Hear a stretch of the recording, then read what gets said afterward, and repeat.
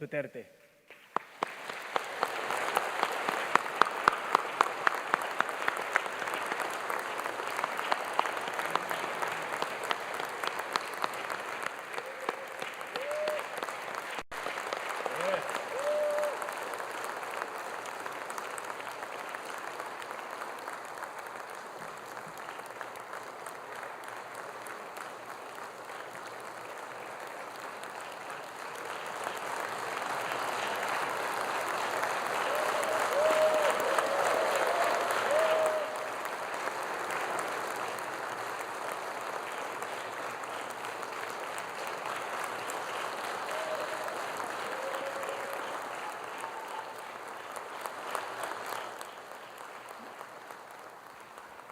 Kindly sit down. By far, this is the most beautiful Sona crowd that ever happened here. So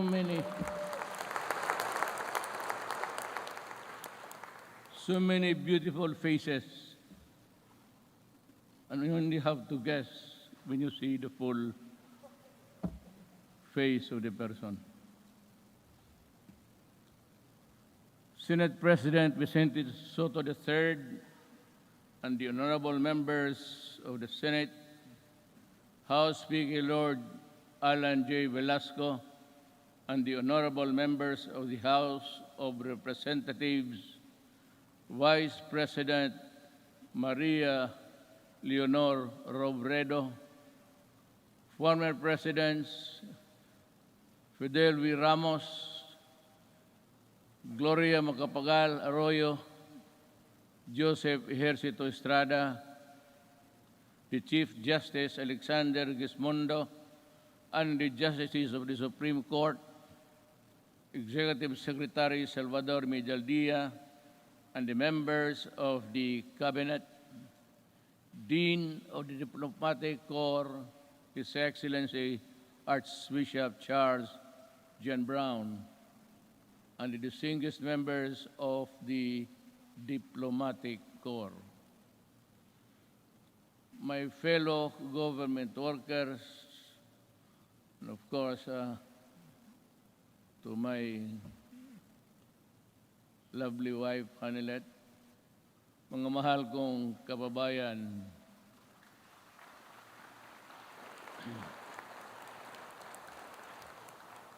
when I assumed the presidency 5 years ago, dominant in my mind were the dreams and visions of a better life for all Filipinos. I saw them as reachable through the institution of reforms and radical changes in both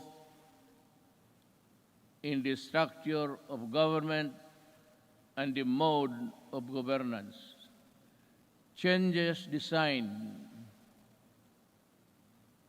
responsibility, accountability, and all in consonance with the truth that the public office is a public trust. When I ran for the presidency, I just made fundamental processes, and strangely, you can count them by the fingers of your hand. I made those changes which I thought that was really, there was time and doable. To offer free education, it's there already. The universal health care, nandiyan na po. The fight against illegal drugs, criminality, and corruption, and the development structure, including free irrigation and other big-ticket projects, which I thought I did not have the funds to do it. But perchance, among others, they were done in my term.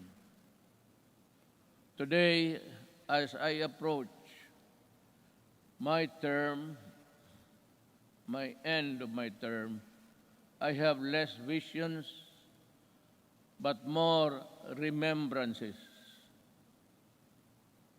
But mine is not to rue or to second guess what might have been, but to bear and respond with the urgency of the unforeseen events as they unfold. Even before I took the oath of office, and everyone else, I suppose, knew the gravity of the enormity of the problems that the country was facing. And precisely because of that awareness, I was driven to hasten implementation of changes which I believe the country needed, keeping in mind that the Constitution afforded me only 6 years to make those changes happen. Making a difference within the constitutional time frame is what I was up against. But no one gets by legally without warming to the needle's eye of the constitutional imperatives. That is why I cajoled, I shewed, I pushed, and I tangled with men of wealth and influence who were oblivious to the angst and pleas of the weak and impoverished. And for that, I was pilloried to no end. But I did not succumb to the attacks, and neither did I allow criticisms, however intense, dampen my determination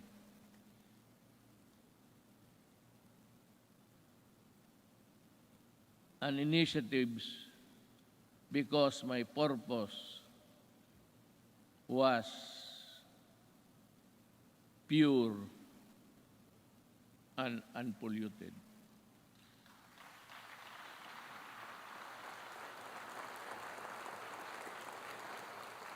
While we were busy instituting reforms, the twin augurs of illegal drugs and corruption laid low for a while, only to resurface as still with us.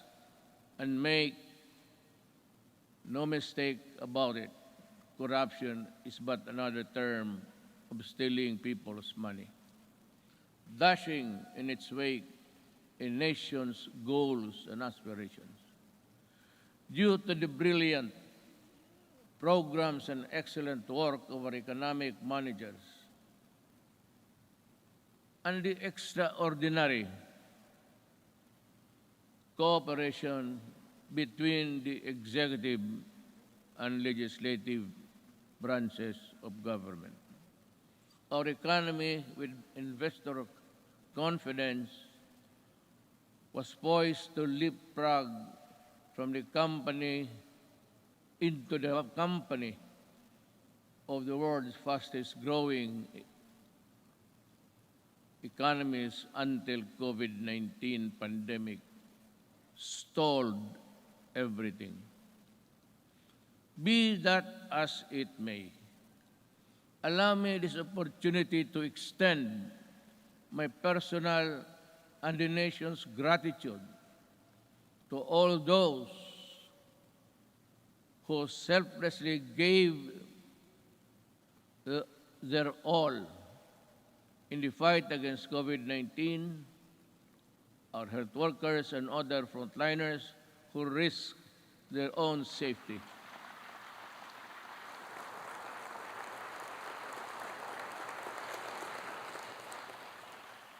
to keep our essential health services and our food supply chain running, boosting the economy activity and ensure peace and order in our communities.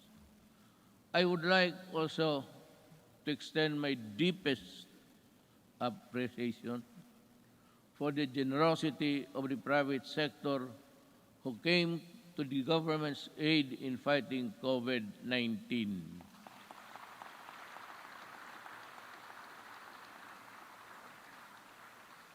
I am profoundly thankful for your sustained assistance to fellow Filipino.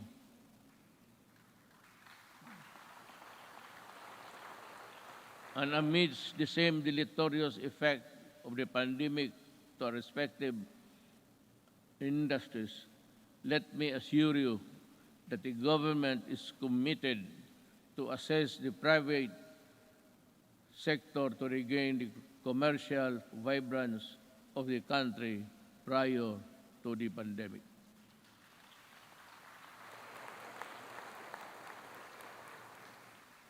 To our local executives, this pandemic pushed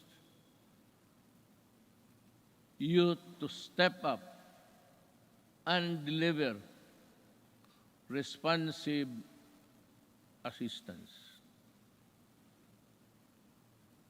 I'm glad to have seen you undertake new and heightened responsibility, working doubly hard to protect your constituents.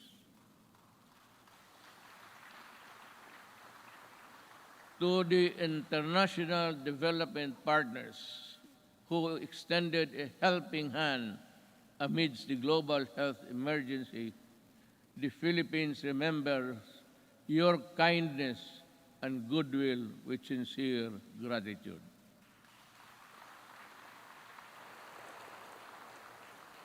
And to all of you who answered the call to protect one another by adhering to our nation's protocols, daghang salamat.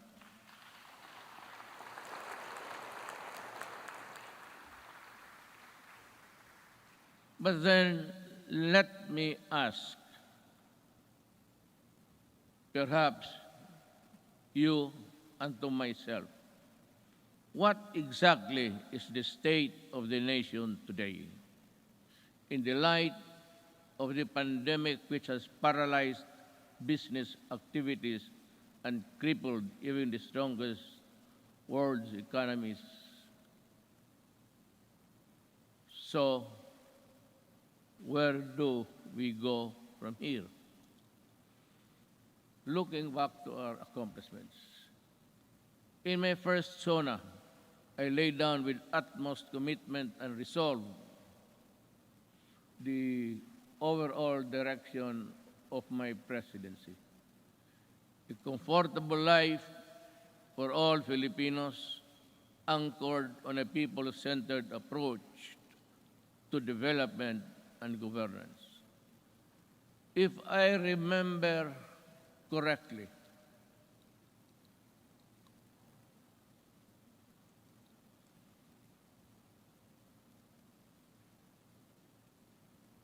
my administration,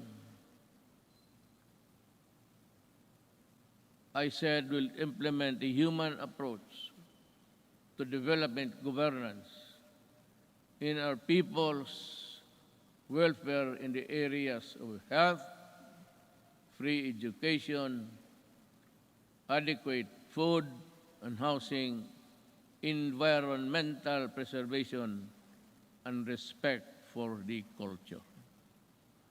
I bore no illusions that steering a nation towards a comfortable life for every Filipino would be easy. Indeed, the past 5 years have truly been challenging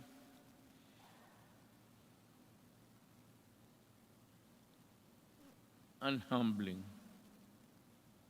I stand here before you today bearing no conceit But if there is one thing that I could be proud of, is that not once did I waver in doing the unpopular, even if it meant upholding the greatest good for the greatest number.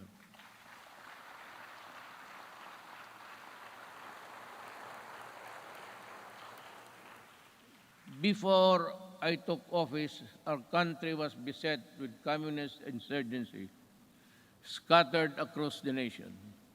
The separatist movement that sought to divide us on the basis of religion and religion's deficiencies, and the proliferation of illegal drugs and criminality.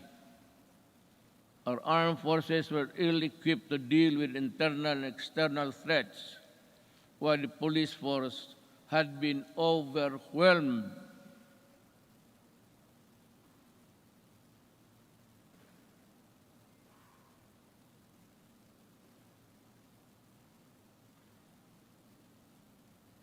by criminality and the drug trade problem.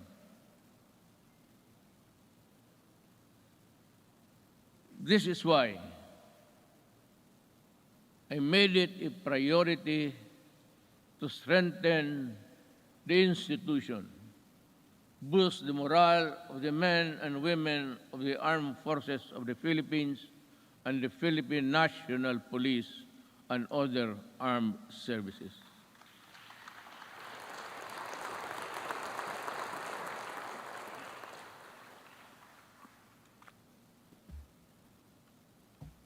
Again,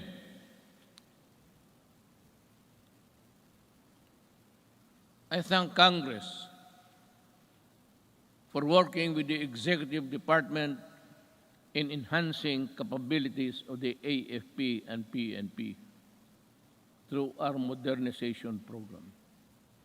In 2018, we raised the salaries of our military and uniformed policemen and personnel to a level commensurate to the critical role they play in upholding national security and maintaining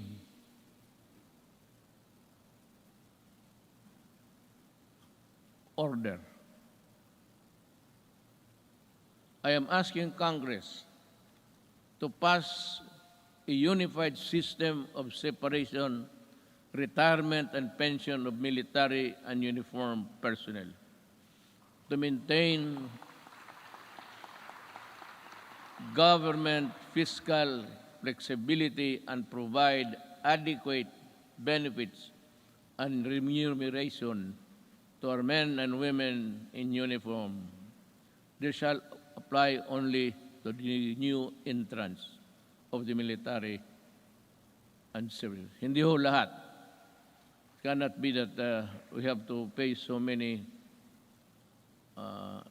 even the salaries of the retired. They get a chunk of the big budget. And if we include the new entrants, the funds available for them would not be enough.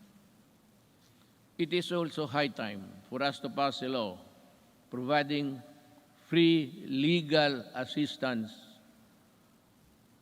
to AFP and PNP officers, enlisted personnel,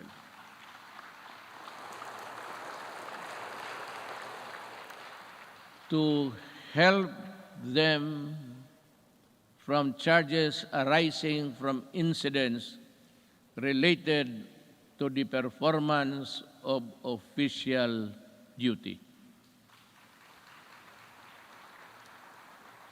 The continuous upgrading of our defense capability shall ensure that we shall uphold our territorial integrity and sovereignty from external and security threats among the new additions.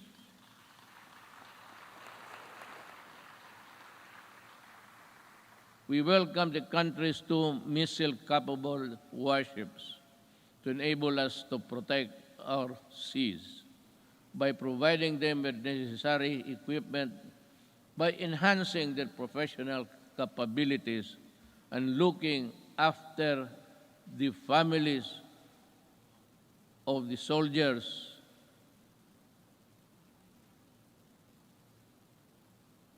who would not be longer be in their company. We do not only strengthen our military and police institutions, we also inspire them to serve this nation with the highest degree of loyalty and patriotism.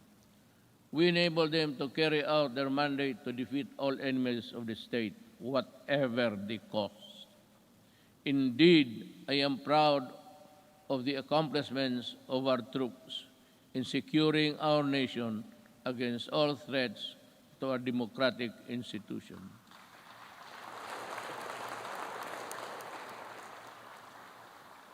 But peace must be realized.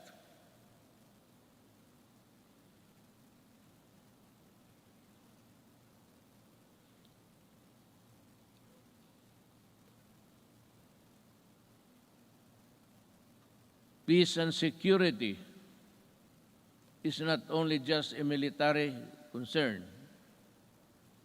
That is why we deviated from the traditional purely military approach in dealing with matters of national security. With the creation of the National Task Force to End Communist Armed Conflict, or NTF-LCAC, we have made great strides in addressing the root causes of this conflict by empowering our kababayans who have been used by the communists for many decades.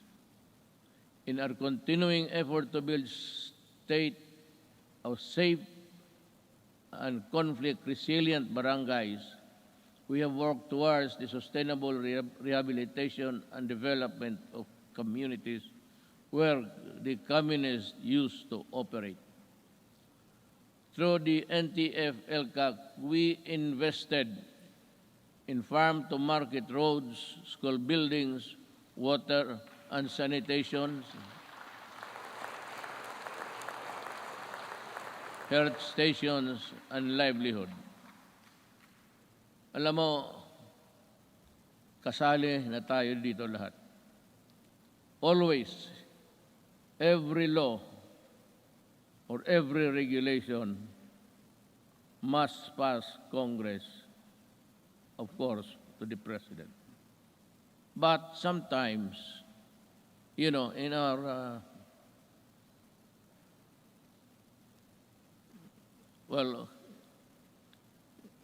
in the performance of our duties, we encounter the not so nice of confronting each other. But because of these interventions, more than 17 former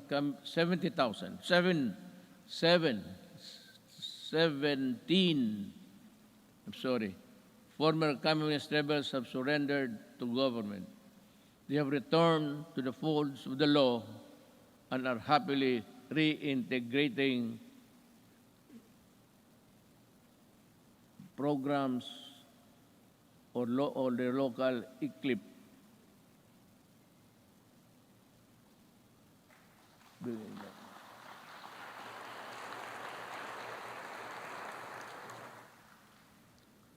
It's either I am talking too fast or too slow, or the operator of this thing here is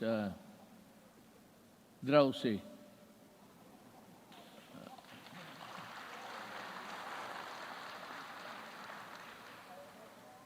Maybe because I had so many ad-libs along the way. Marami akong akin lang. Kaya yung nahinto ako when I stop and I'm process something in the gray matter between my ears. hindi humahabol o hindi alam ng operator. Hindi bale, ma'am, mahal pa rin kita.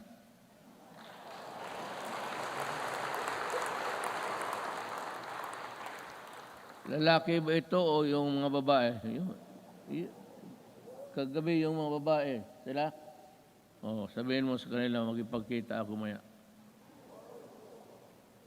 I will embrace them for their punctuality in operating this, this strange machine that gives you the speech. With the support of our local government units, I am confident that support for the communist movement will continue to erode in the next few months. Unlike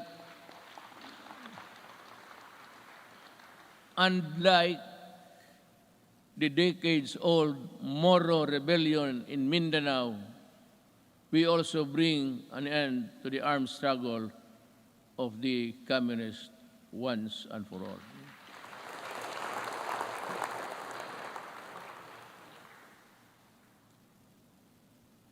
Sa totoo lang, itong komunista, college pa ako. Hanggang ngayon, ang mga sige pa rin. So, speech ba lang ito, kunwari lang, pero ang totoo, there's a lot of fighting going on in the countryside. But I'd like to credit the police and the military for destroying so many communist fronts. I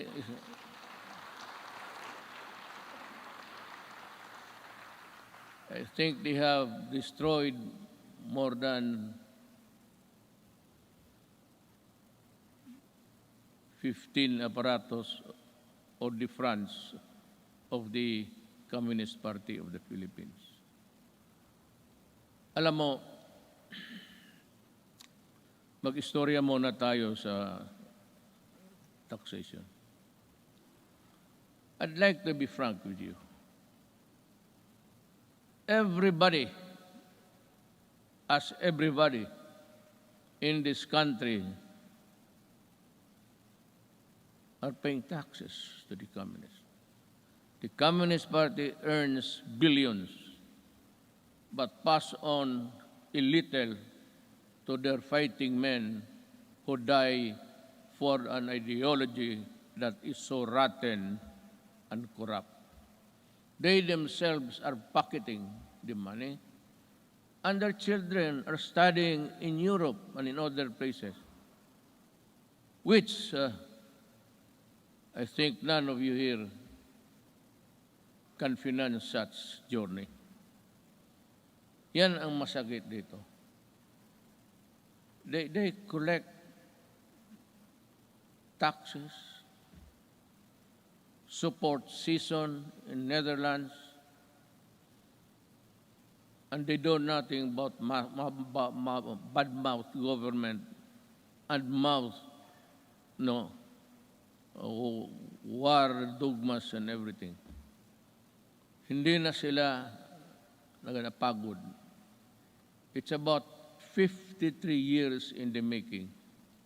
And until today, the poor people are dying. The cadres, and most of them belonging to the indigenous tribes of our country, are fighting a losing battle between the communists and the government. They waste lives, they enlist children, and they are proud of it, but they deny it. But when you go to the mountains, such as I and Senator go many times, even during the elections, they were there with so many arms that I think somebody, an idiot here in the Philippines, supplied the firearms. I'd like to ask Congress, especially Senator Bato, kindly dig on because we have identified the person who imported the AK-47 into this country on the pretext of using it in the security, providing security and guards in all, in business establishments, and for those who can afford their home. This policeman, I think, is still there. He was a colonel, and she is still. Walang nangyari. At maraming sundalong namatay dahil sa mga armas na pinasok nila dito sa Pilipinas. So that my orders to you, if you see them walking around, kindly shoot them dead. I would be happy.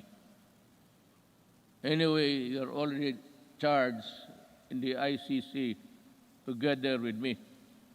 So what is the problem of adding another one? Another idiot Filipino who has caused great damage to our country. Yan ho ang totoo dyan.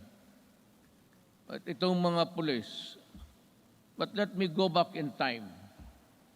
When I first said I will fight drugs in 6 months, I thought it was like in Davao. You can either coerce, intimidate, or bribe them, or give them money. I said, lumabas kayo ng Davao, doon kayo magkalat sa Luzon at sa ibang lugar. Huwag dito sa Davao.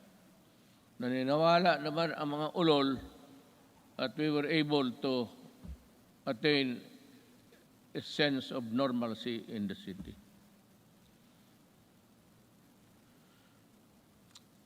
Yun ho ang totoo.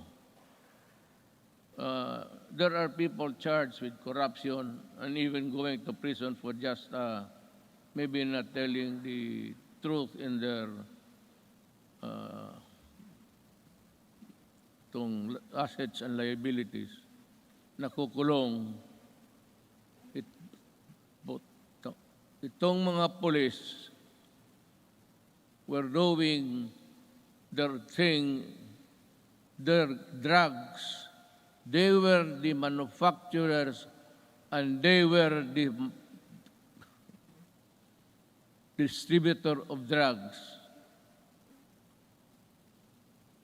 When I became president, I asked De La Rosa. He was the chief of police of my city. I promoted him direct to being PNP chief.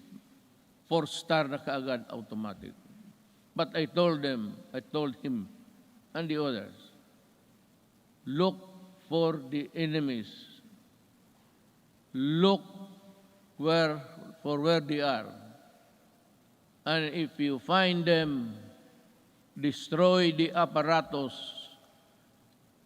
Destroy all, from the manufacturers to the peddlers, because we are fighting a drug war that was being participated in the business by 9 generals of the PNP.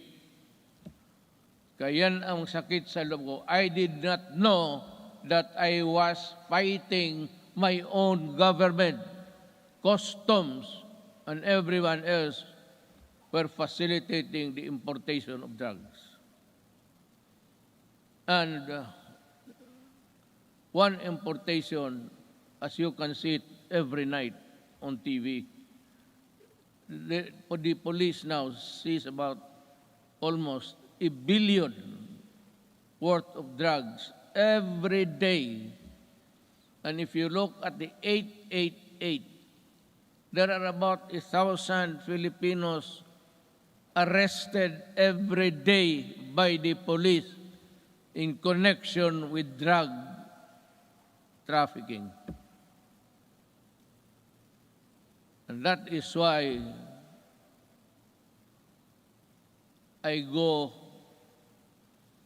crazy looking at the situation. They are still around. We do not have the laboratories now because nawala na sila.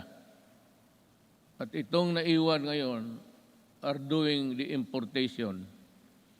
The citizens of another country cook their shabu in their in their tugboat or something, and they threw out the product contained in the plastic bags and with GPS attached to the contraband so that the importers here could find them easily. That is how we are fighting, almost losing a battle against drugs. And now, the Sinaloa gangsters of Mexico and the triad of Laos in that area. They are busy cooking, and we have the Filipinos here with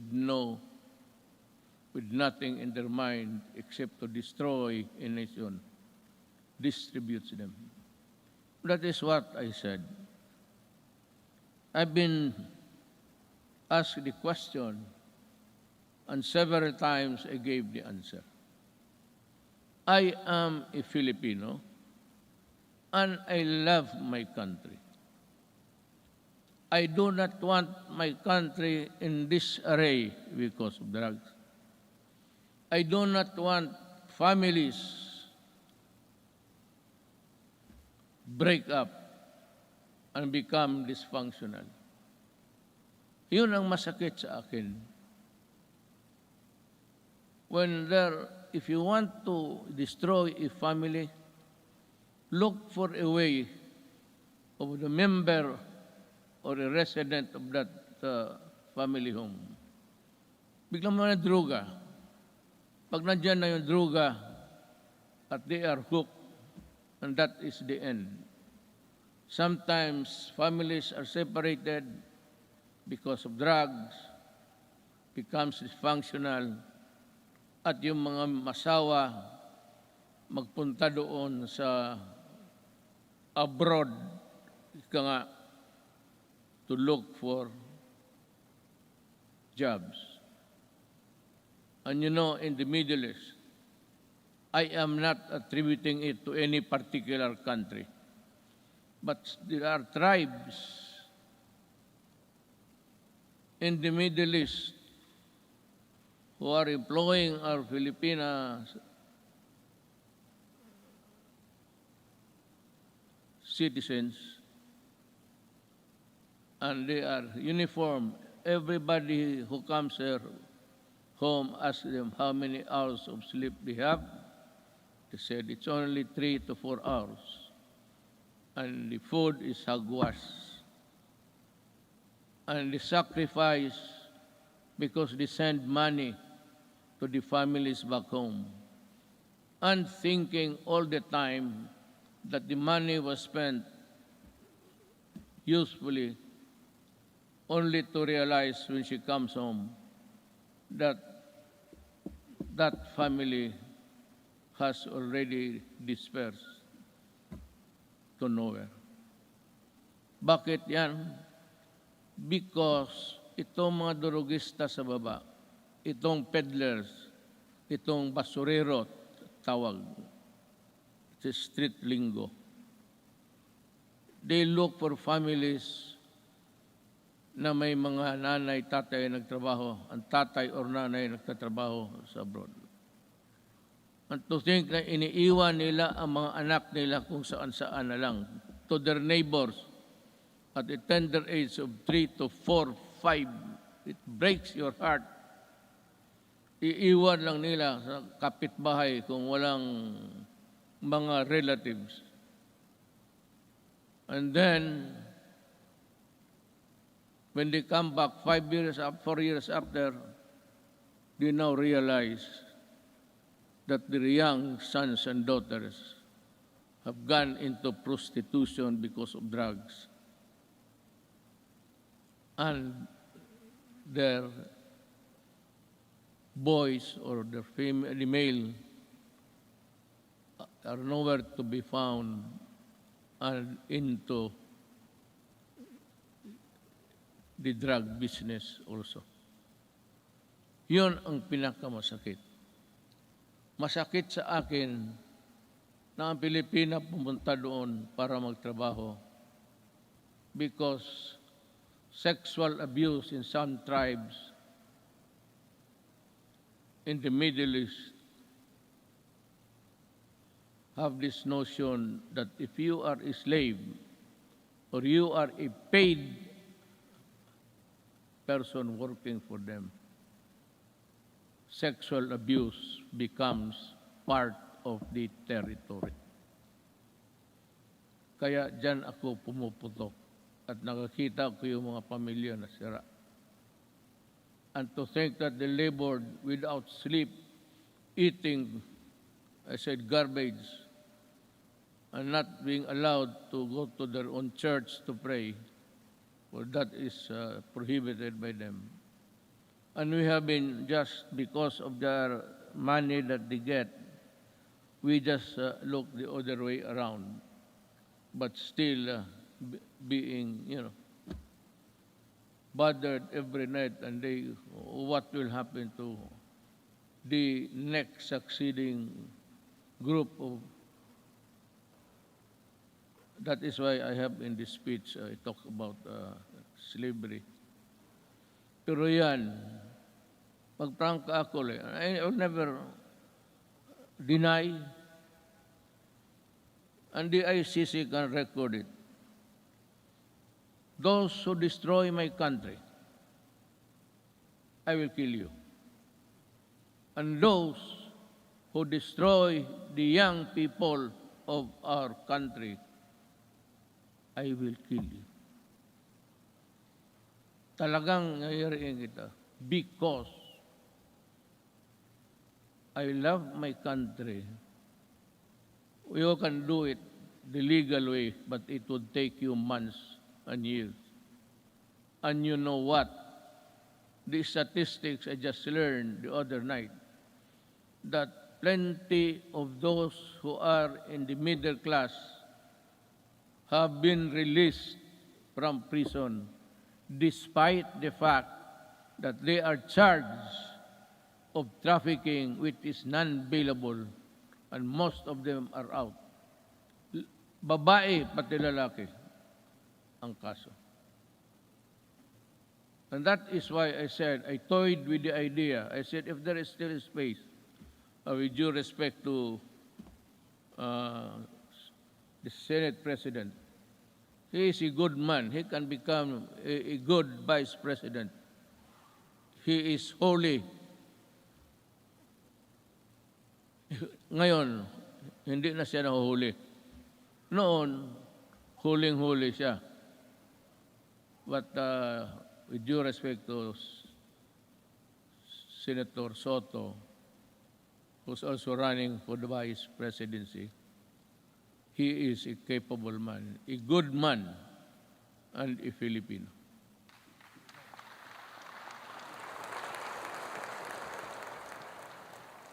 Sige ako tingin sa harap na dito para sa likod ko.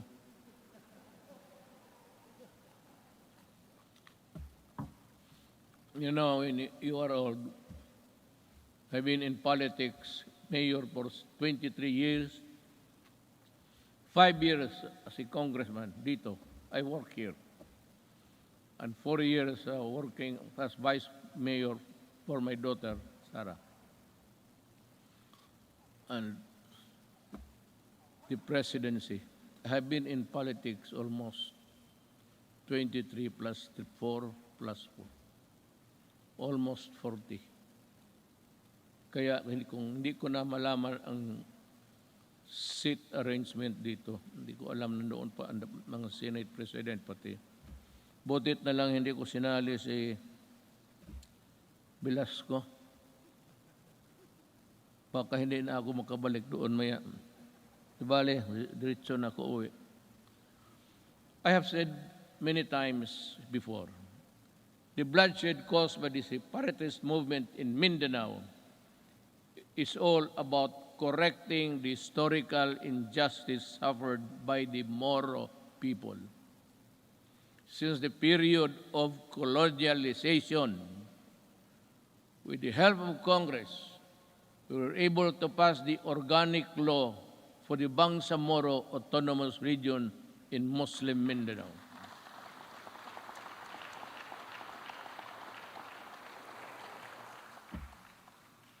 Finally fulfilling a promise that was decades in the making.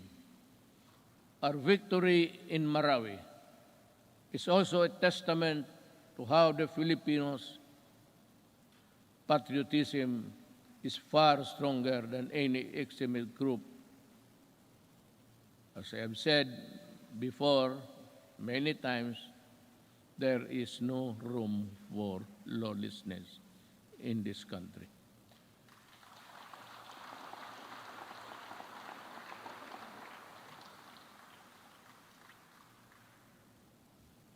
Rebuilding a better Marawi remains today still not completed.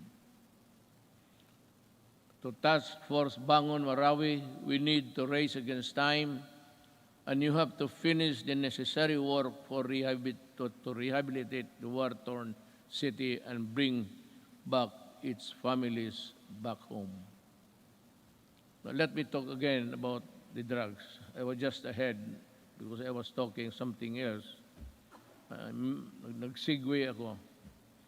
While we have made great strides in ending rebellion and insurgency in various parts of the country, we still have a long way in our fight against the proliferation of drugs.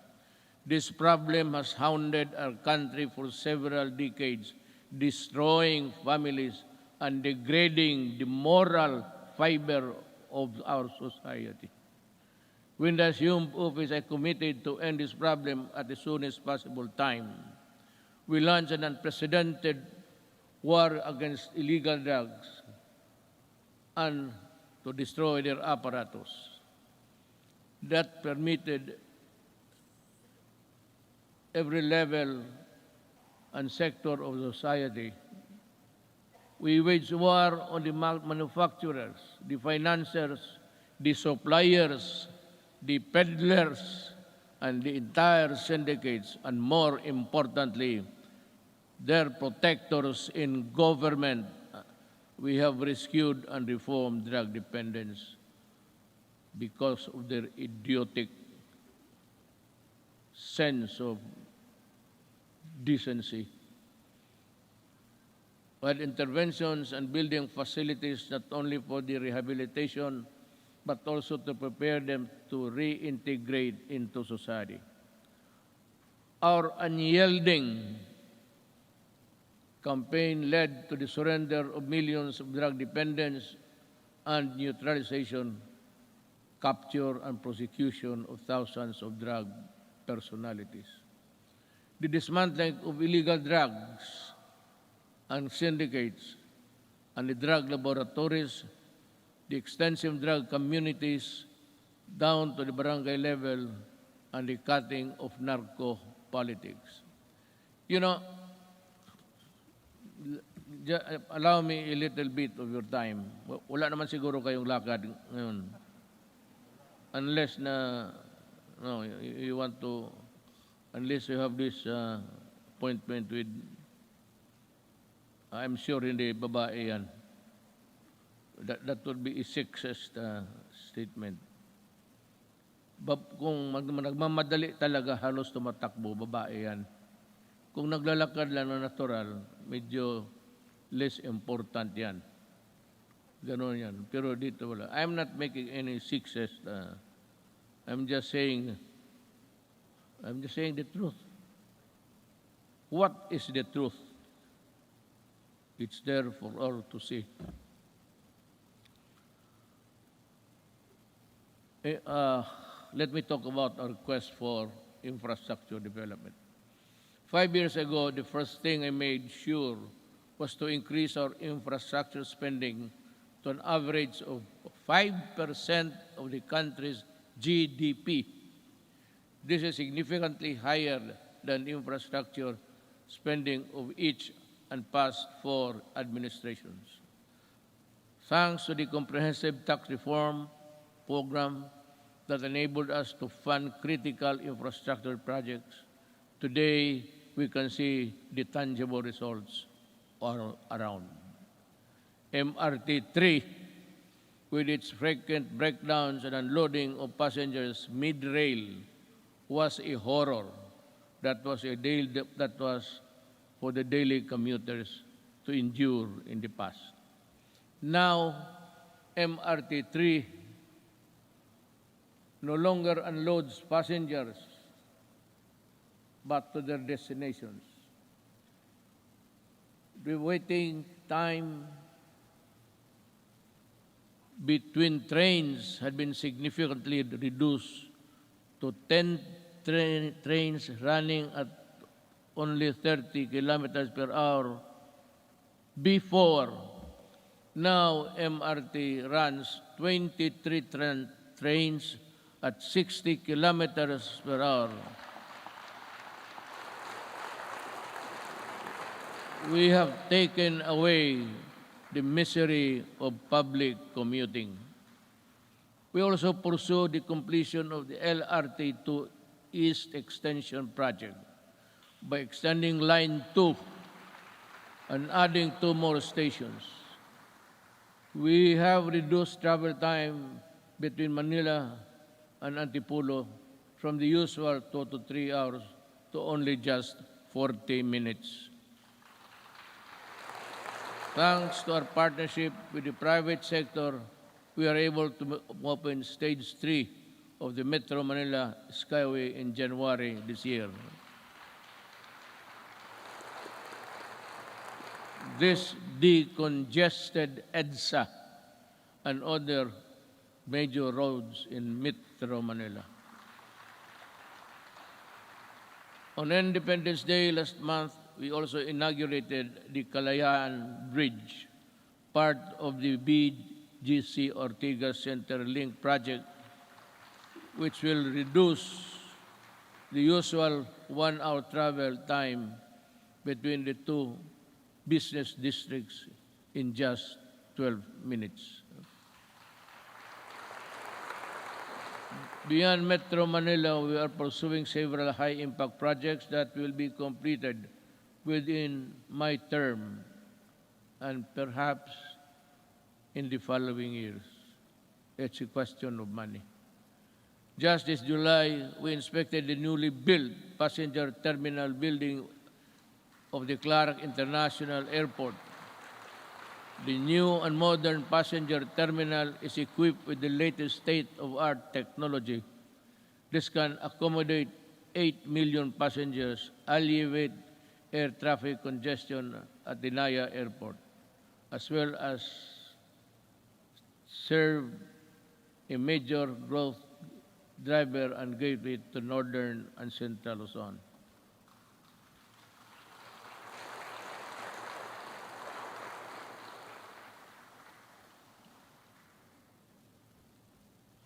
Madali man magpakpak, ang basa ang mahirap.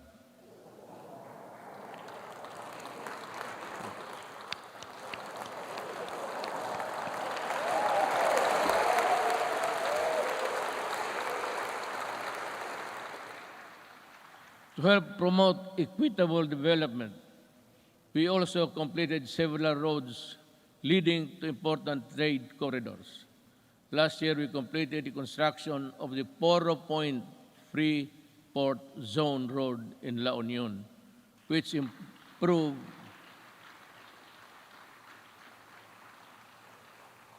Nakita na ninyo yan? Wala. Sige lang pakpak. You don't even have a picture of what I'm talking about, I'm sure. To improve access to prime spots for investment tourism in the Poro Point area.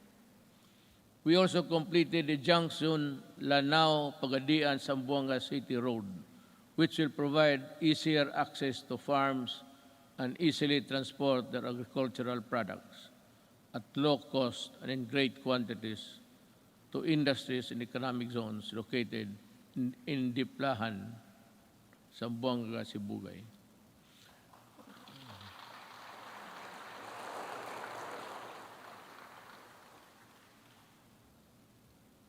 The Sorsogon City in Bicol, inuna namin yan kasi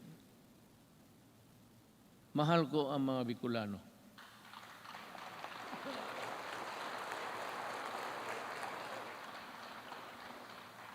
Pangangatawan ninyo yung pakpak ninyo ha. Baka the Sorsogon City Coastal Pass-by Road is targeted completion by the end of 2021, while the Davao City Coastal Road will be completed by 2023. Bakit? Why? Why is Davao last? Kasi sinabi ko sa kanila, unahin ninyo yung buong Pilipinas. During the initial years of my presidency, I told the economic managers and the DPWH, pati si Art Tugade sa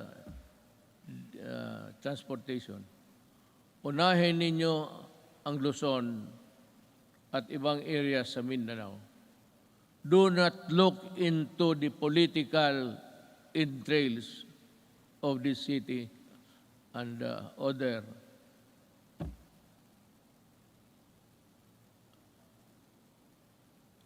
provinces. Sinadya ko talaga na ipanghuli ang Davao. Kaya for the Davao venues, you must understand that we cannot really unahin natin yung, kasi taga dyan ako eh. Kung hindi ako sigurado taga Davao, tapos na yan, pareho ng iba. Kaya lang sinabi ko, make Davao the last priority. At totoo yan. Sorsogon is a little politics, but that's the territory of our Vice President, Lene Robredo. Are you here, ma'am?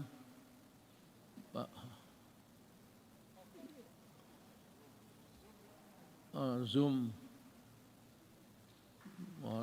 Meron ho kayong Sorsogon at iba pa.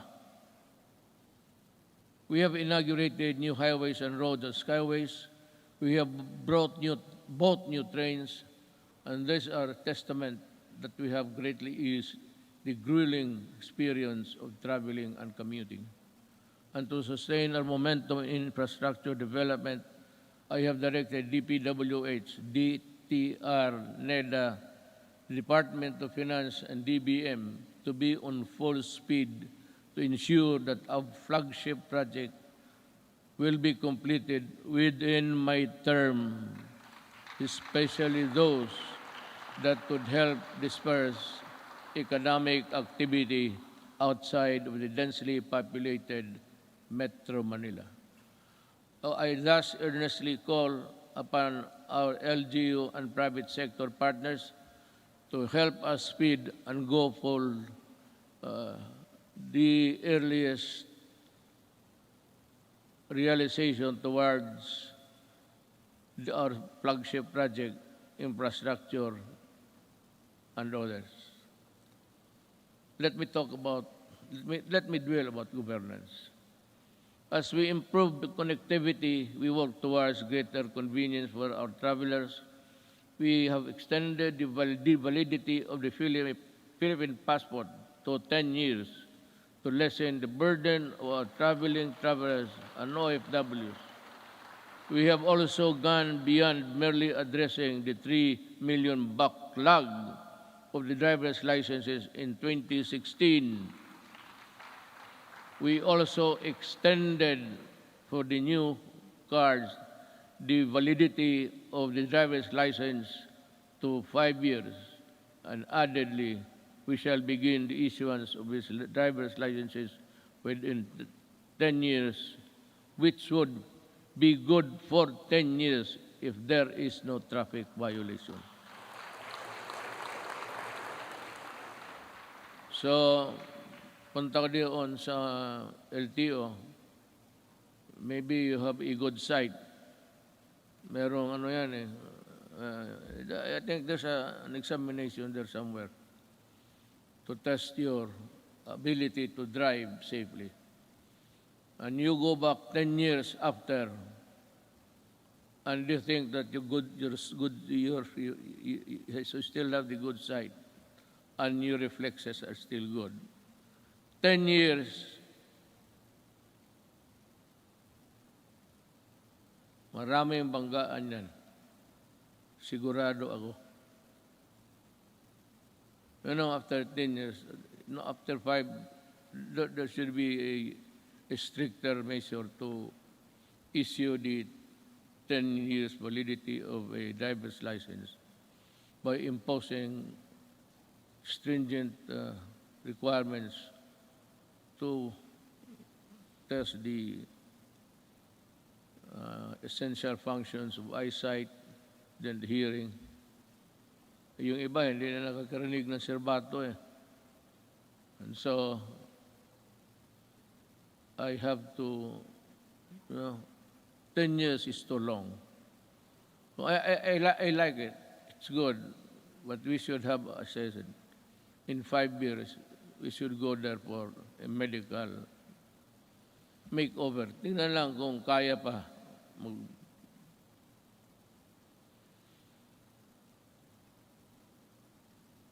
Not only did we extend the validity of the licenses and passports, we also sought to make long lines a thing of the past. By streamlining government processes, these efforts are embodied in the Ease of Doing Business Act, which Congress passed on 2018. Thank you, Congress.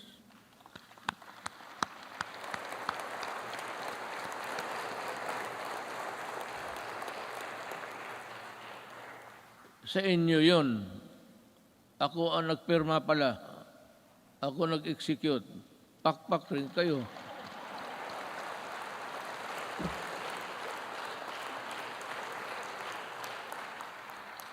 Dapat ganun ang Sona. Sabihin mo lahat. At sabihin mo na your, not really your qualms, but your misgivings somewhere there.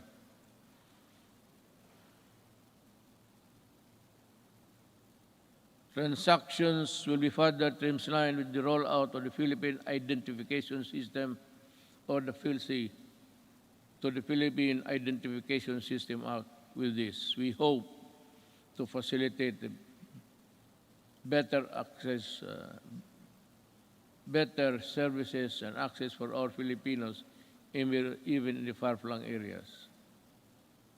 I want to say something about this, but I'm taking too long, We also ensured the modification of the salary schedule for civilian government personnel through the salary standardization Law 5. A necessary measure for our civil servants to recognize their work and accomplishment, as well as a gesture of gratitude and goodwill. We have this legacy, and we hope to pass on this establishment of central business portal, single site, and for all business-related transactions, such as securing business permits, licenses, and clearances, and launched earlier this year. It shall be elevated with a global standing in doing business arena and improve our country's competitiveness. Alam mo ito, yung queuing. When I was a mayor, I don't know, but maybe a legislator or a senator or a congressman, well, not really that he's higher than the others. But kung dumaan ka as a local government employee, worker, just like me, for 23 years, itong queuing, matagal ko na ito. In Davao, ang passport issuances na doon sa likod ng SM. Isang gabi, nagmotor ako, nakita ko yung mga paa sa simento. So I was thinking, anong nangyari dito? So nagbaba ako, sabi ko, bakit dito kayo natutulog? Sabi nila, you know, Mayor, ang pagbukas niyan, kailangan nakapila na kami. Pag hindi, sunod, ibang araw na naman kami. So, I called for the chief of office. When I said, look, I may not be the person above you supervising, but make sure that this thing will not happen tomorrow. As in tomorrow. Tapos tinawagan ko ang itong sabi ko, why don't you give cards? Kung marami sila paglinya, may maglakad na martial, ito, ikaw bukas, at 4 p.m. So you have to study the time and motion of people doing work. Sabi ko, ayaw ko dito sa Davao. Because Mindanao, nasa Davao ang ang issuances ng passport. So ngayon, pagka-presidente ko, sabi ko, ayaw ko nang makita yan. Not during my time. Not during my time. Maghanap ka ng ibang panahon. Ayusin ninyo yan. I do not want people queuing under the heat of the sun and rain. Kaya, sabi ko, di magbigay kayo ng card. They should go to one window, magkuha kayo kung kailan sila makabalik. So divide, I said, study your time and the motion of, the process of. And dito nangyari na because I insisted. Today there is no more queuing, especially in the National Office, Statistics Office. Nakita ko. Talagang sabi ko na, either you fix the thing or I will resign tomorrow because I could not bear to see those people. Hindi sa panahon ko. Kung hindi ko madala, hindi ko man kayo mapatay.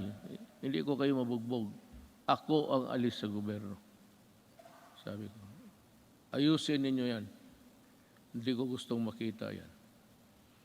Since 2016, the Office of the President has issued 138 executive orders, 43 administrative orders, 86 memorandum circulars, 52 memorandum orders, and 1,038 proclamations.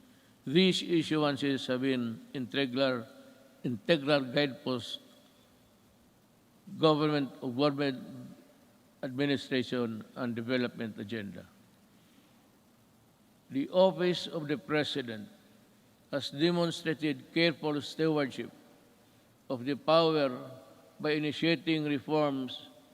We upgraded and improved the system and processes to ensure that it can provide the best service to the institution of the presidency and the offices under it, ultimately to the Filipino people. To further promote transparency and accountability in government, we also issue the Order of the Freedom of Information and opens the records of transaction decision issuances of all government agencies. In relation to this, we have also Presidential Anti-Corrupt Commission that is tasked to run after corrupt and erring government officials and bring them to justice. Alam mo, I don't know if you perhaps have, have come to know about this. I have yung pastillas sa airport. There were 43 personnel involved. I fired them all. Talagang binaalis ko sa gobyerno. Nagbalot mga ako ng pera sa pastillas. Sabi ko kay, magbalot ka, lagyan mo ng pera. Kaya ito ang ipakain ko sa kanila. Tinawag ko, 43 of them from the immigration. Mabutit na lang, nandyan si Justice Secretary Guevara.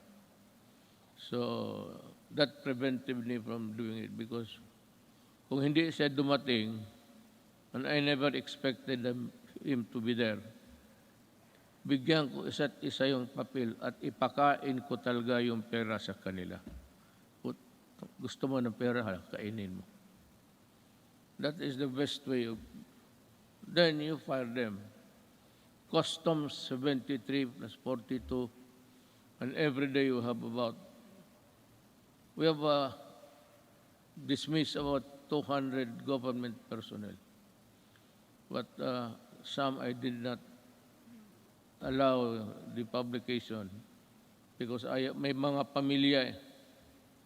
So of late yung sabi nila na wag na lang kasi nasasaktan yung mga. So ngayon wala na. I have stopped it, but there is no saying that we cannot reimpose it again for all of these idiots. I still have about a year to go. I will reach you somehow. But corruption is endemic in government. You cannot stop corruption. Nobody can stop corruption unless you overturn government completely. If I were the next president, if you think there's really a need for you to change everybody in the system, then you declare martial law and fire everybody and allow the new generation to come in to work for government. Kung hindi mo ganunin, walang mangyari. Nandyan, it's in the system. Kagaya ng drugs. Sino ba naman maniwala na 9 generals sa police were into trafficking of drugs? And because they are policemen, the charges simply just, disappeared. Because the prosecution, the investigation, which form part of the vital documents in court, nobody was investigating because they are also policemen. Kaya yan kahirap ang Kaya gusto mo, itong mga to, talagang the only way to do it, just call them and say, look for another job. Don't.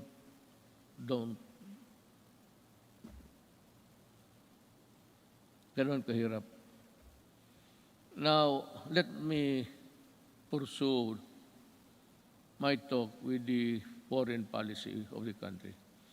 In the international arena, we have vigorously pursued an independent foreign policy centered on the promotion and protection of our core national interests. Yet,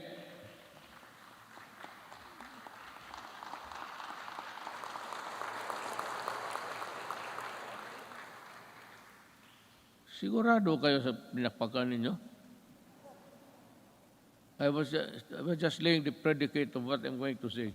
Yet, we continue. I will just give the cue, then you clap your hands. Yet biro lang yan. Yet we continue to work with all nations and seek partnerships that work, because despite differences, it is an independent world where interests and objectives intersect. Now, partners heretofore silent for equivocal reasons have expressed their principled positions that echo our own, that disputes and contested areas, the majesty of the law must prevail, and this is most welcome.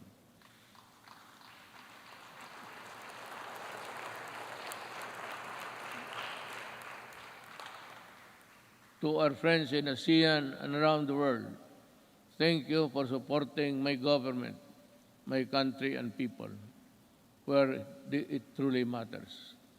I assure you that the Philippines will remain a responsible member of the international community.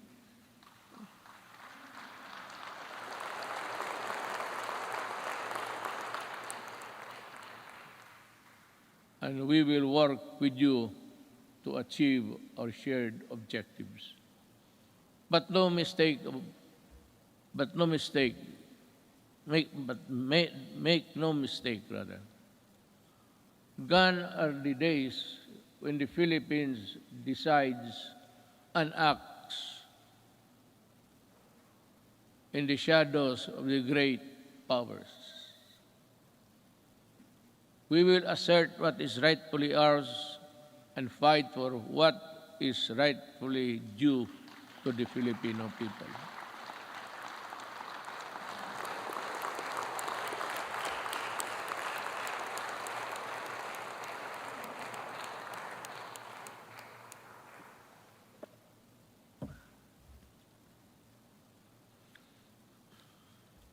We do not have any Sona every day. Now is as good as any other time to just let it out from puso mo. This is why we sent back container vans of garbage, because our country is not a dump site.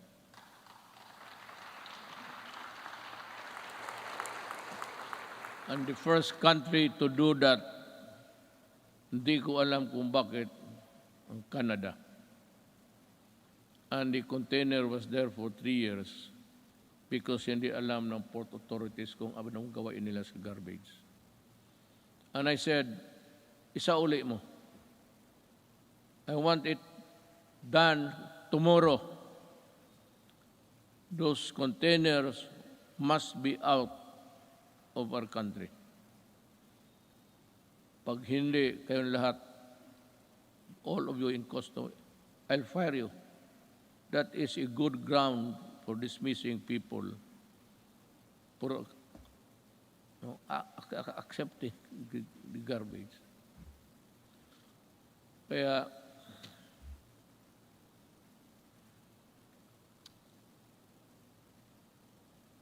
may isa pa. Pero let you in this story. The Balingiga bell. We welcome back the bells of Balingiga after many decades because a historic wrong needed to be corrected.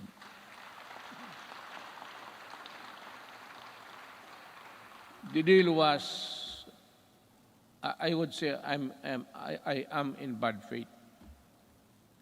Sigurado yan. I will admit it. But this is the real story. The Americans, former soldiers, war veterans, went to see me, I think it was in Aguinaldo, and some military men. And in no uncertain terms, they said that you have been invited by Trump to go to America. Have you decided to go there? I said, no. Why? Because I do not like the way that you are treating my country. Why? I said, for one, and there was the clamor now of Balingiga.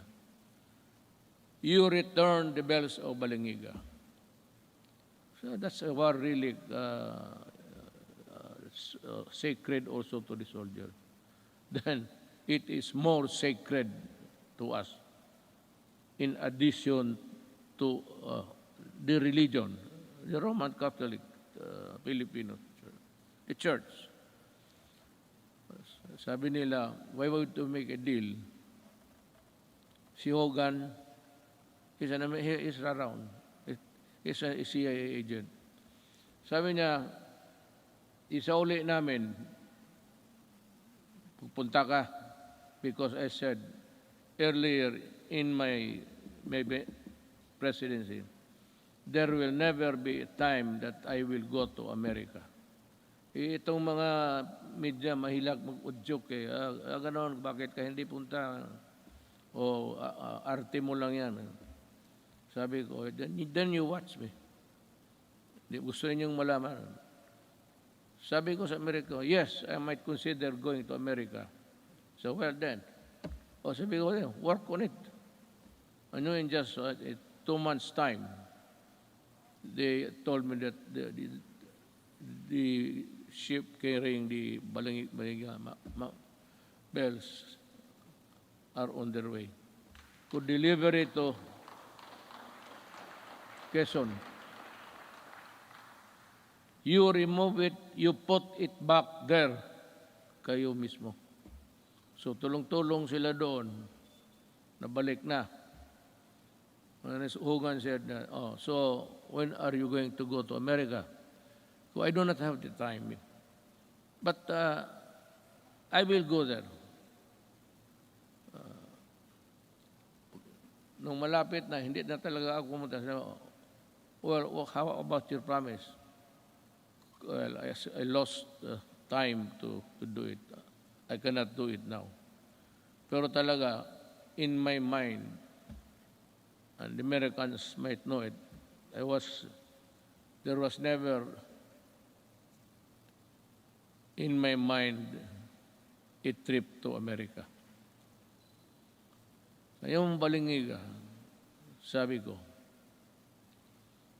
you massacred one barangay, baryo noon, women and children and all. Pinatay nila lahat. Because that bell, Balingiga, was used to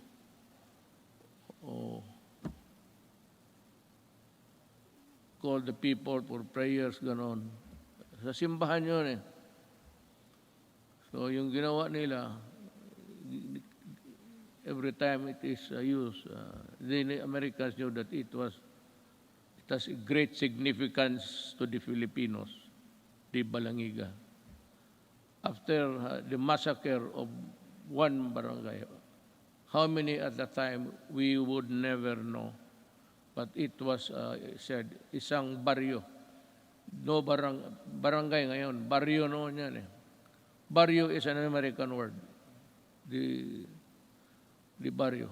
They also call the small places in Mexico barrio. The Americans borrowed it from the Spaniards, barrio. So sabi ko, blood, you really got it at the expense of the blood of Filipinos. I do not hurry me up. If I go to America, it will be in my own time. Pero actually, wala ako. I have not been to America for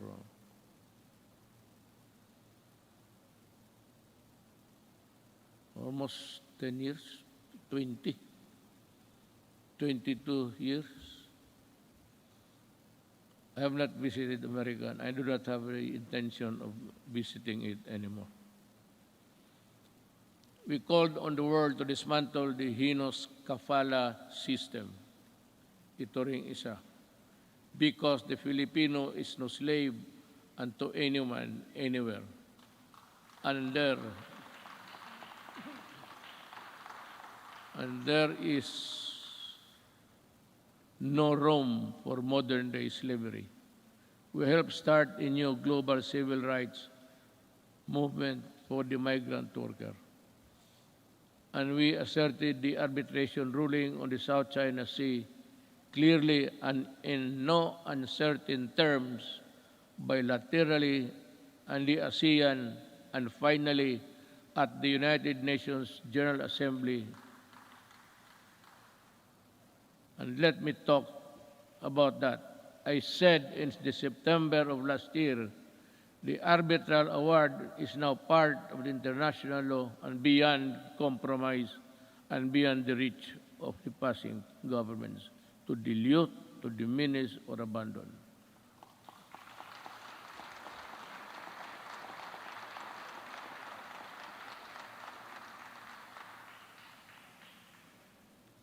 That is the problem. We would like to just to everybody in the Middle East. I would like to tell them that not only Filipinos but all human beings, the kafala has no place there because it's a setup for slavery. Either you correct it or we will ask our workers, Filipino workers, to go home. Sabi ko, bahala na. Kung mahirap lang kami dito, okay lang. We will try our very best to make up for what they have lost, what they will lose in the process. But we will never allow them to be slaves. But we need to do more with our partners. We continue scaling our maritime domain awareness, defense capabilities. Yet, we will not close our doors on diplomacy and the tongue, because that is how disputes are settled and never by force. Let me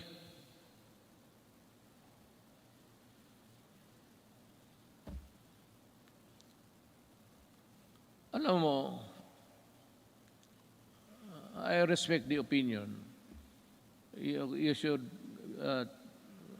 be aware by now of how I talk, especially on matters of crucial matters that involves the country.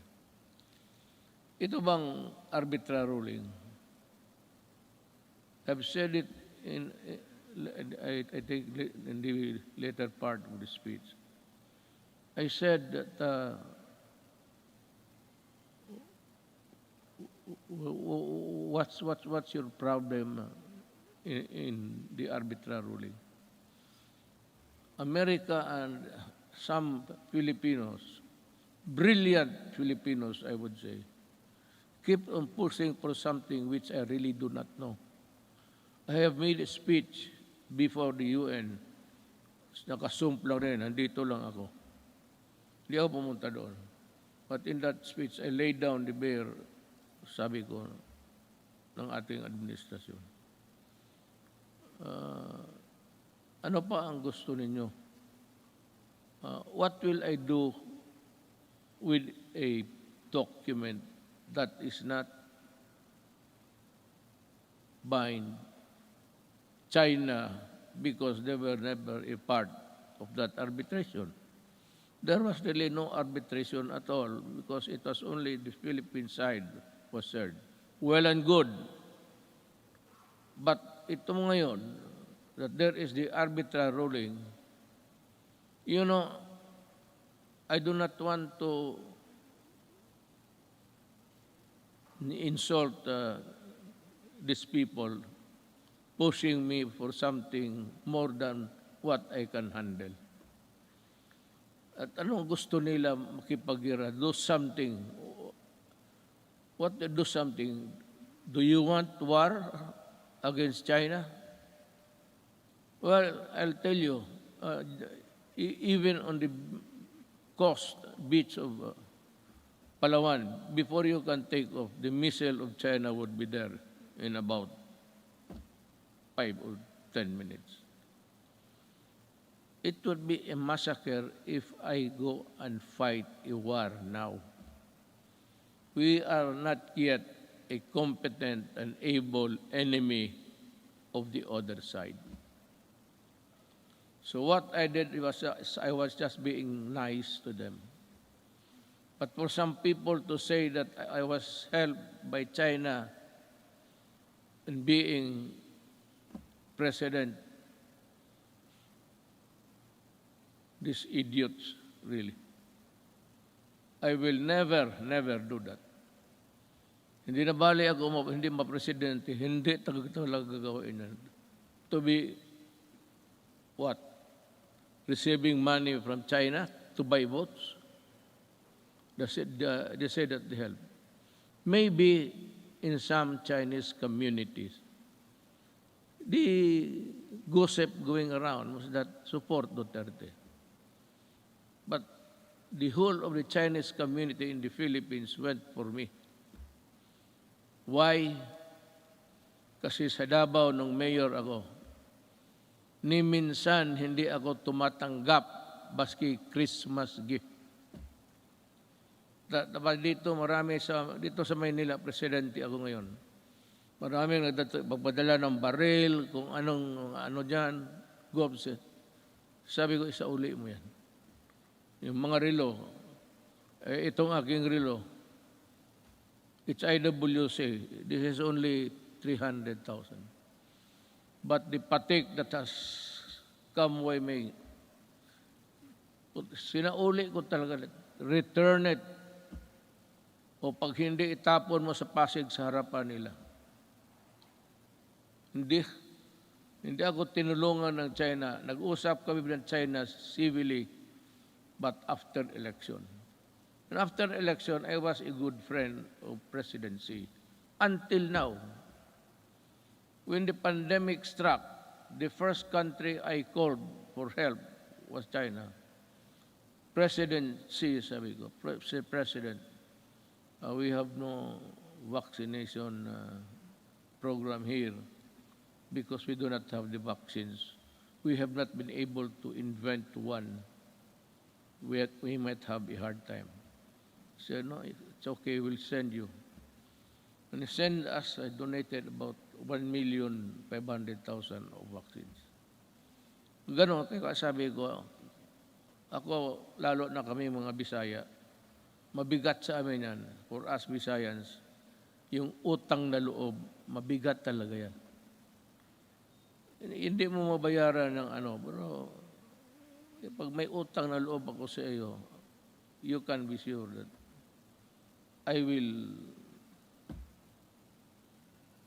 be your friend, a true friend, and die for you. Pero itong China mag-die, bakit ako magpakamatay dyan? Sundalo ako, ubusin ko. How can we fight China? Do we have the weapons? Do we have the everything? Now comes America. They say that if the attack is against the Philippines, they will defend. But they issued a statement that America does not meddle in conflicts involving the boundaries of other nations. And if America has to go to war, you would have to go to Congress to get, American Congress to get that authority to go to war. That is why many presidents, hindi na lang, it was just not an error, a mistake, a malicious mistake. No president has ever been punished for attacking nations, getting into a fight with nothing. And if they come here, well, ang problema kasi nandito na yung balingiga, sa uli na lang natin, uli. Maybe I'll just return and pag ito it's no big deal to us. Ring it until you die.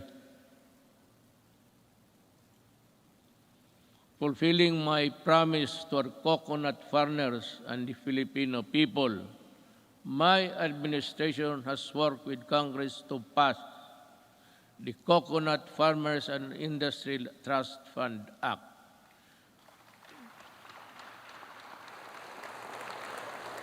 We have returned also the cocoa levy funds to its true and rightful owners, our coconut farmers. The fund is now worth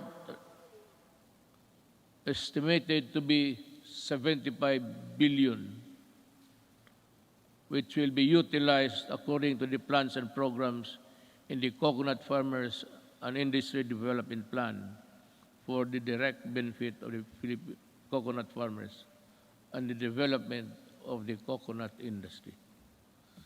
In our effort to ensure that food is within reach to every Filipino family, we work for the passage of the rice tariffication law in 2019 despite pushbacks.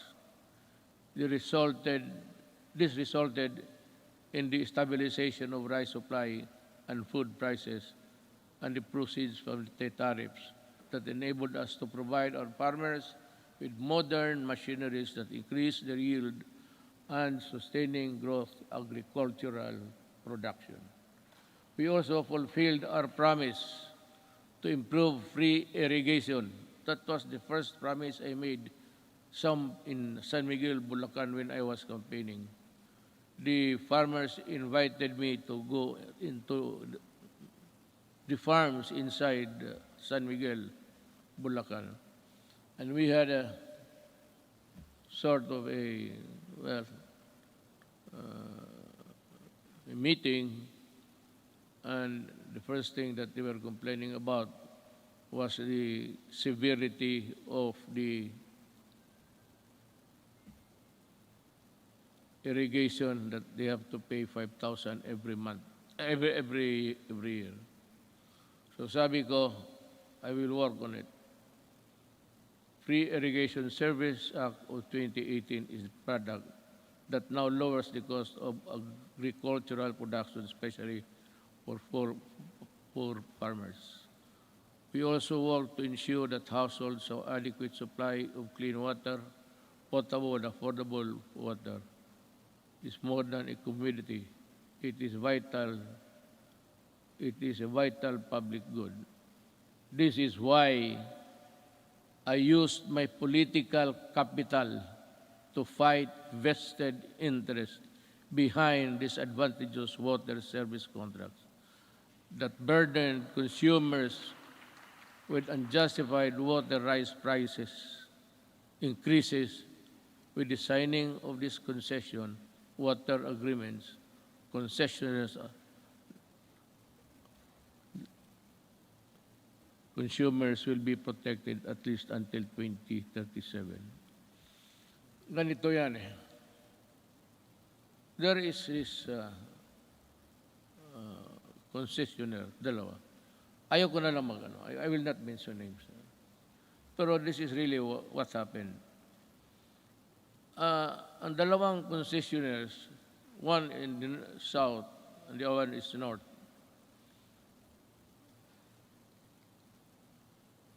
as the rich cartel dito sa Southeast Asia, ang kinakapture nila ang electricity pati tubig. Dito sa tubig, in this contract with water concessionaires, we made so many concessions that really, sabi ko, if you look at the contract and look at the anti-graft law, talagang it's all anti-graft. All of the sentences, even the period, and question mark there. Bakit? Sila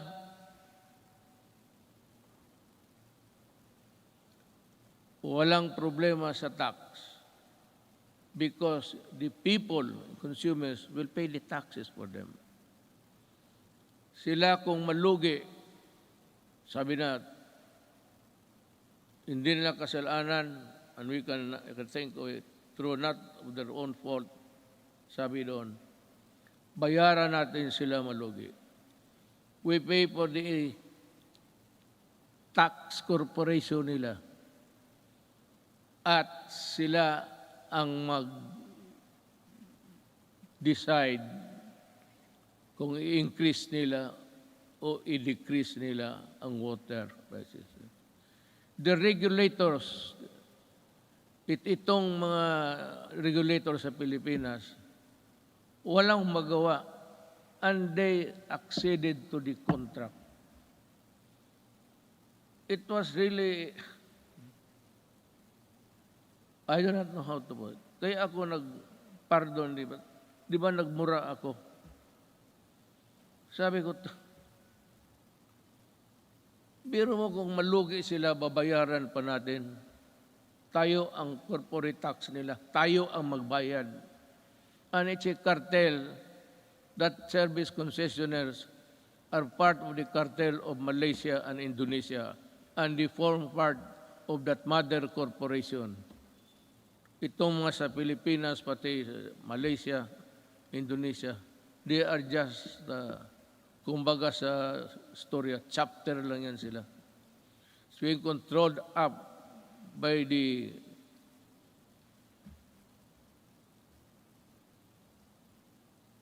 kaya sabi ko, wala ito. I told them, I told Dominguez, tell them that I am no longer honoring the contract. Meron pa doon, payment of itong tax, water treatment plant to be constructed in the Harrison Plaza site. Yun ang pinirmahan natin. So, 1997 up to the present, or up to the month that I blew my top, nagbabayad, ewan ko kung ngayon nagbabayad, there's a, sa water bills ninyo for enhancement of quality of water. Ang ibig sabihin, water treatment. And they were collecting since 1997.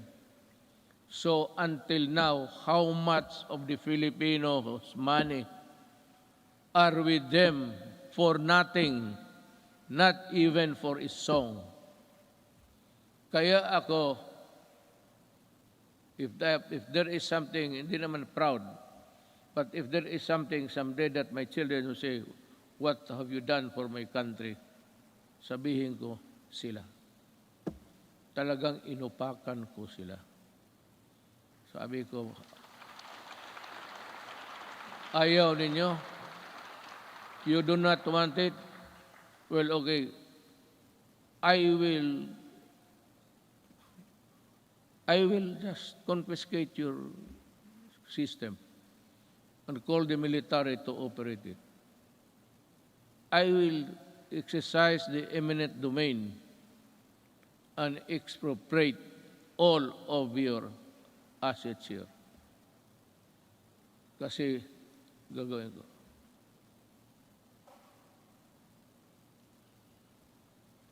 Yun ang nangyari sa...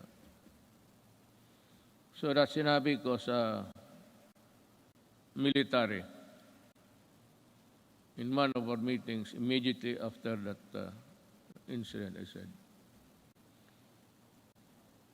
if I do not make it to the finish line, kindly, look kindly at the Filipino at tanungin ninyo kung ano na ang nangyari sa kanila. Yang tubig na yan. Now there is a new contract. I have not yet, I have to thoroughly digest it inside. I have to absorb it, every word of it, that the Filipino is protected. Pag nandyan na yan, then I will sign. But I will not forget. I'm telling them the crime is there already. And any Filipino who would want to go after you can. Sabi ko, I will not free you. I will not, there's no waiver in you. I will never allow that. Just make a new contract. Just realize every day that I can call you.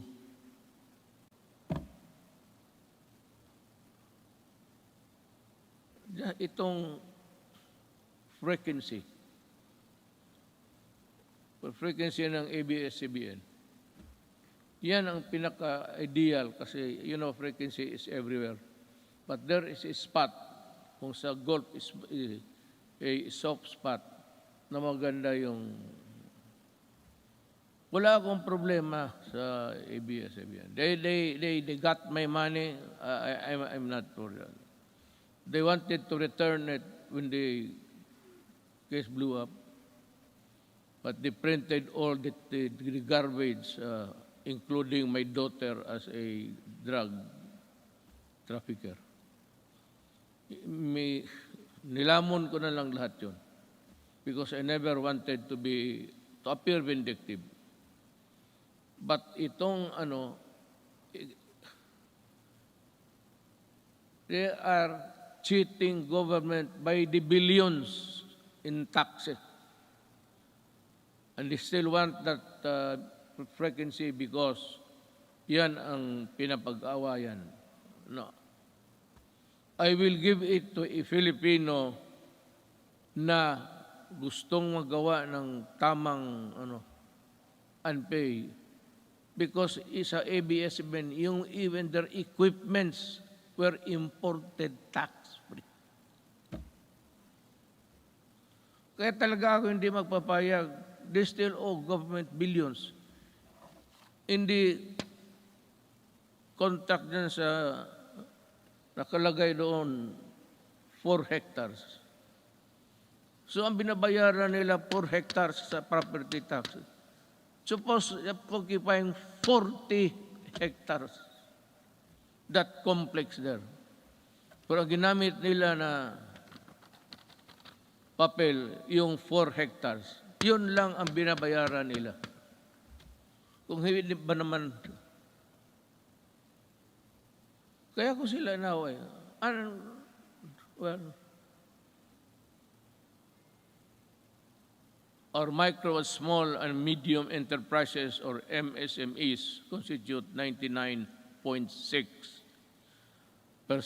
of our country's businesses and are vital to economic activity, job creation, and poverty reduction. Iparamdam natin ang ating malasakit sa maliliit na negosyante sa pamamagitan ng Pondo sa Pagbago at Pag-asenso Program since 2017. Meron na tayo. We have the program. The program has provided over 219,000 underprivileged microeconomic entrepreneurs with an alternative to the exploitive lending 5-6. Yan ang nakaano sa... Do you know what? Maybe I have to go to, if need be, I have to go to India. Yung 5-6 nila ng Turko, tinatawag ng Turko, kung maghiram ka sa kanila ng 10,000, pahiramin kanyang, hindi pera 10,000, 7,000 lang. And the others, mga refrigerator or things that you do not even need in the house. Bilhin mo sa kanila, sala set, lahat na. That is part of the money. You do not want the furnitures, the refrigerators, they won't give you the... Kaya ang Pilipino na buktot, alam mo buktot, naging hunchback na lang sa trabaho, ganun pa man. Kaya ako, sabihin ko itong mga Turko, you better come up with a fair scheme. If you want to go into business money lending, but not at that usury. It is usury 1,000 times. Likewise, to further support development of our micro and small business, we initiated radical reforms in the tax system to ease the taxation burden and increase the net income of lower wage earners and small businesses. Thanks to Congress.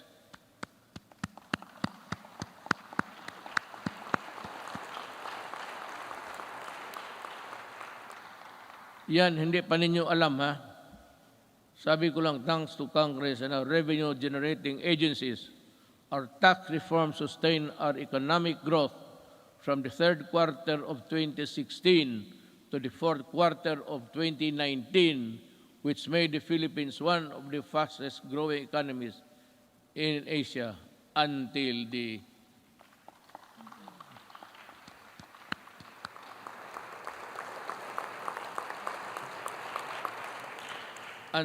the pandemic scourge.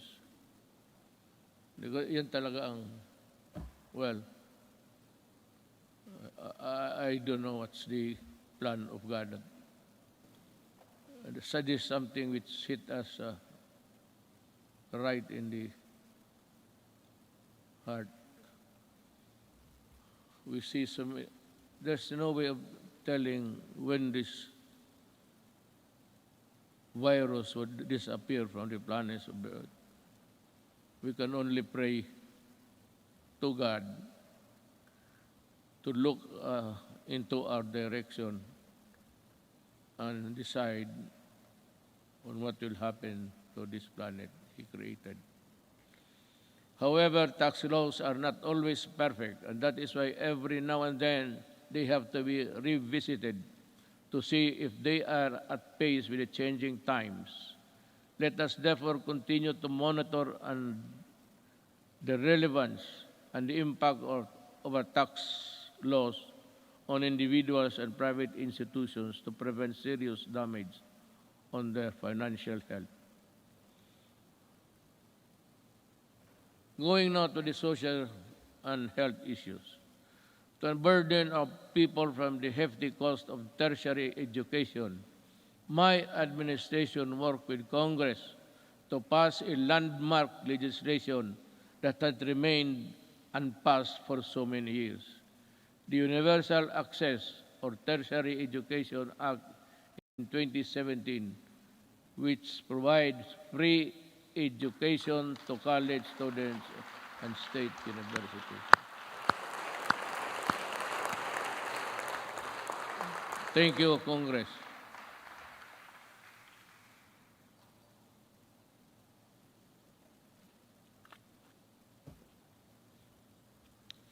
We also passed the Universal Health Care Act in 2019. And to supplement this, I also signed into law the Malasakit Centers Act in 2019.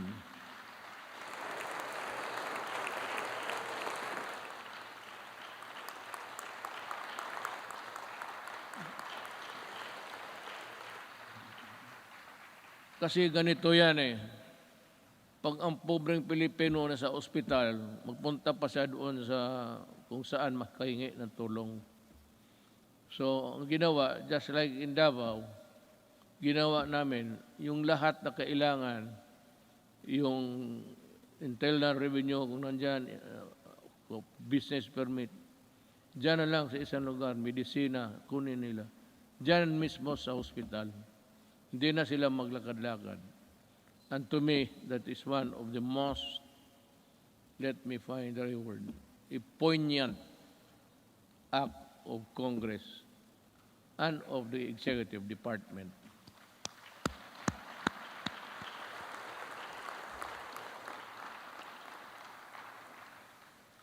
Legislation which was sponsored by Senator Bongo.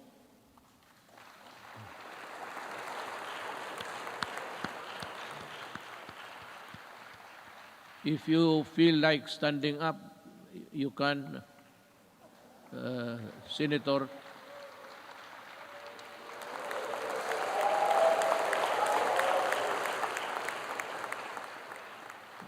masikat ka pa sa guest speaker.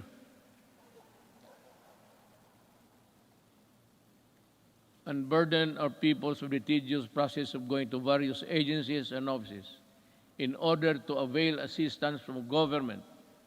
I am pleased to report that we have already established 130 malasakit centers across the country.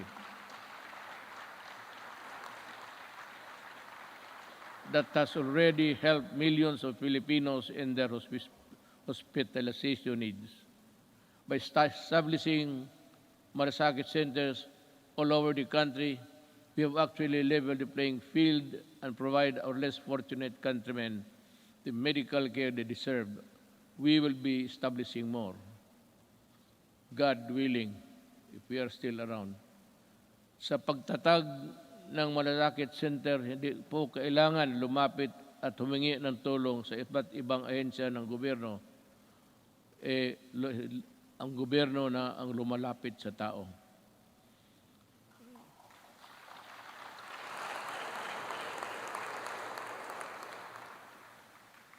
So, let us talk about COVID. It's mentioned everywhere in the speech, but what's this goddamn virus is? I have to admit, back when I decided to answer your call and run for higher office, never did I imagine that my presidency would not only be judged by how I made good in my campaign promises in fighting illegal drugs, criminality, corruption, but how well I led our nation during the global pandemic. Hindi na ako makapronounce ng buti, baka mayroon na ako. May ambulansya ba dyan? Mukhang iba na ang, I cannot pronounce the words. I hope this is not a symptomatic. Prior to the pandemic, we recorded our lowest debt to GDP ratio since 1986, the highest revenue effort since 1997, the highest credit rating in the country's history, yung sa bangko. Because if your rating is high, it's easy to borrow at maliit lang ang interest. That is the dynamics of a rating by Fitch and Poor, mga ganon. So, and the lowest rates of unemployment and underemployment and poverty. Well, it's still there. It is beyond dispute that our economic governance fundamentals were robust when COVID-19 hit us. I am sure that much can be said about the way we took on the daunting challenge of preserving lives while sustaining our momentum towards the developmental, dito na lang ako,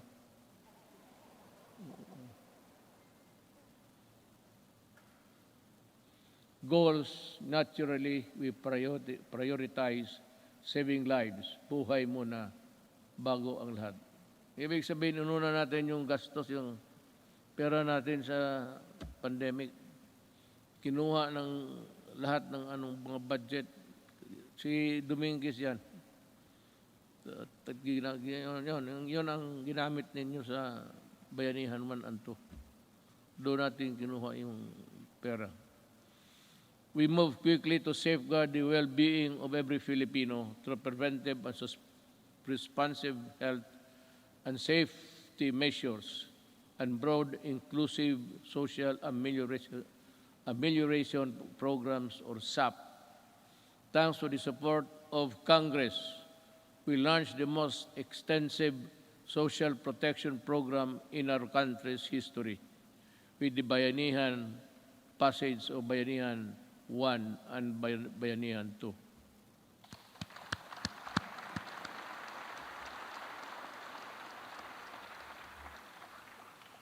Indeed, our national health system and the resilience which were tested to the health, countless lessons we learned and continuously improvements put in place. Kahit anong crisis ay kaya malampasan kung tunay na may malasakit at bayanihan.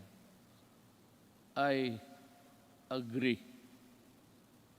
At the early stages of the pandemic, our testing capacity was very limited.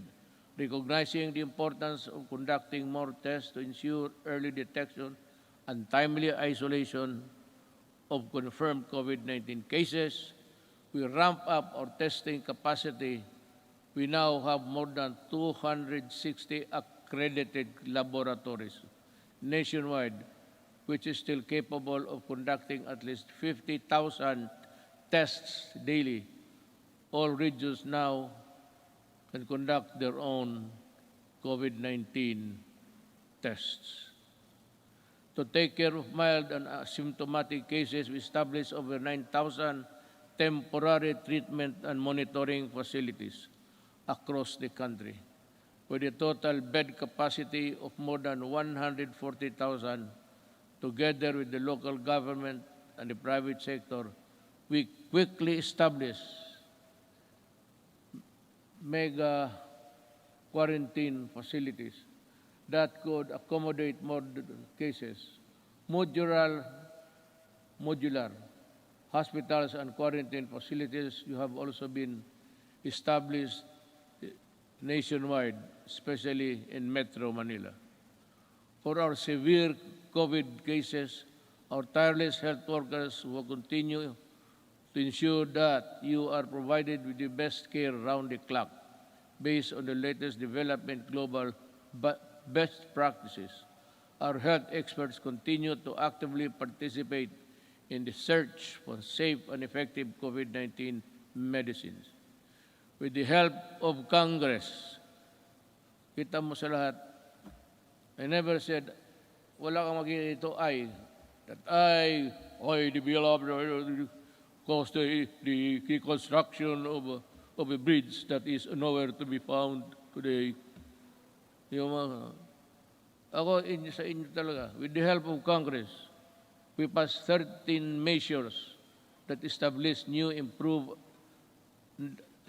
and improved the capacity of existing hospitals around the country to provide quality care and services. Our people, especially amid the ongoing pandemic-19.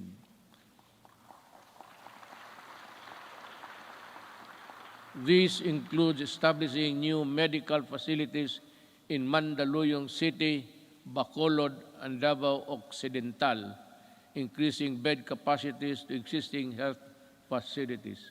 In Quezon City, Ilocos Sur, La Union, and Palawan, the upgrading of health facilities in that area to include Leyte. Currently, we have received over 30 million doses of COVID-19 vaccines. We expect to at least receive 36 million vaccines this month, and in August, we have inoculated more than 7 million Filipinos which have received the first dose. At least 17 million. Well, I think the landscape, the health landscape of the country continues to improve as we, with the continuous approval of COVID-19 vaccines, we are ready to boost further our daily vaccination rate. And I also encourage our local government units to hasten their rollout and strengthen their inoculation program. San Juan City, for one, have vaccinated 70% of their population in a month's time. Saludo ako sa inyo at kay Mayor Zamora. We cannot continue living in the shadow of this potent enemy, especially now that science and medicine has proven that it is possible to live, if not entirely defeat this virus. The health and safety protocols we put in place have proven effective in slowing down the spread of virus. But the best solution is still vaccination. Am I to mataas na ba? Kasi kung mataas na, putulin na lang ninyo itong gumagalaw dito para sabihin ko, wala naman akong mabasa. Pag matagal na, those who want to go home, raise your right hands.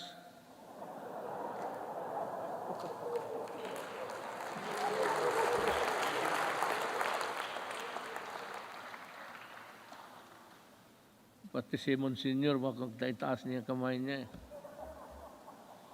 That is why I implore our countrymen who are now in the list of sectors to be inoculated to get vaccinated now.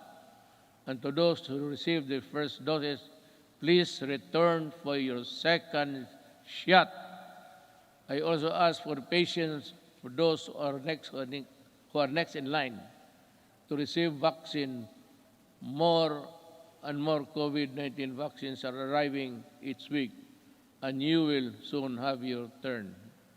Corollary to this, it is high time that clear and precise uniform protocol and guidelines are issued in anticipation of the vaccination of more Filipinos and the steady reopening of our society. You know, pagpasensyahan ninyo ako, I beg your kind indulgence. But I have to talk about something which would affect us all. It seems that this government is too far away from the people. Yung serbisyo talaga na totoo. Nung isang araw nakita ko, I don't have to know what place was that. Ang mga tao nakapila. And they say that they were there at 4 o'clock. Lumalakas yung ulan, sa payong lang sila. So nanonood ako sa report because I listen to the report every morning. Makukuha mo sa mga radio station yan eh. So I was having breakfast. I was listening to their TV. At nakita ko yung mga tao nakapila doon, malakas ang ulan. Sabi ko,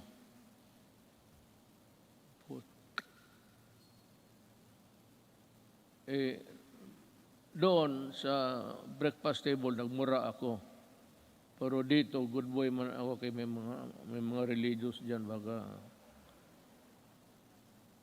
I just call on the National Task Force Against COVID-19 to see to it that this happens, the protection. We have spent enormous amounts of resources to build our capacities to overcome this pandemic. We cannot afford more lockdowns, lest our economy bleeds to the point of irreversible damage. Balitan ko, bakit mo papilahin? At sabi kasi doon, libre lahat na, wala ng So nagpuntahan yung mga tao, nagpila, kasi wala nang lista-lista. Pero sabi mo, ito, alas 4 pa sila.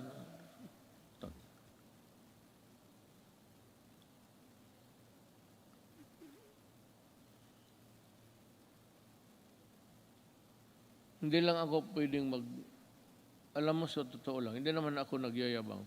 I'm just an ordinary Filipino citizen. Just like you, I get hurt when people are nearly almost brutalized. Bakit hindi ka magkuha? It's rain time. Malakas ang monsoon, southwest monsoon, dumadaan talaga sa Pilipinas. Gamitin mo utak mo. You should look for a gym. At bigyan mo lahat ng tao ng number. Hanggang dito lang po. Hanggang dito lang tayo. Balik kayo. Itong bukas, from 15 to 20, kayo na naman bukas. Bigyan mo lang card. Prepare a card where you can, the marshal will go around the queuing na, bakit mo, hindi ko maintindihan, this media, hindi ko maintindihan, bakit gawain mo yan sa Pilipino? Yan ang tinatanong ko. Why do you have to do it to the Filipino? You can always, maghanap ka ng, there's always a gymnasium. Mga eskwelahan, walang klase ngayon. Bakit hindi mo gamitin doon? Bakit ka maghanap ng isang tarantado?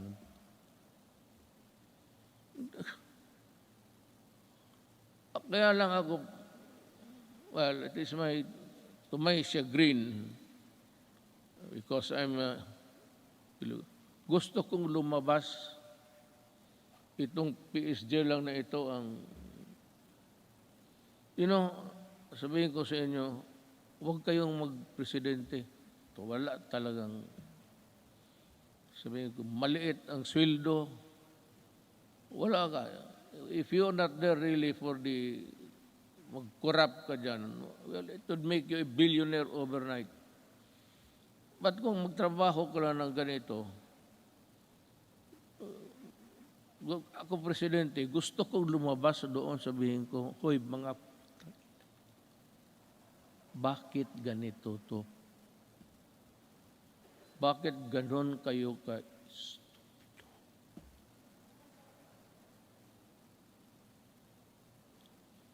I mean, the Filipino does not deserve it. Even if they are not paying taxes.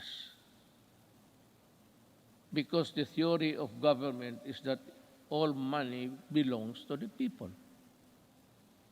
And the money is there. It belongs to all of us. And it should be used for public good.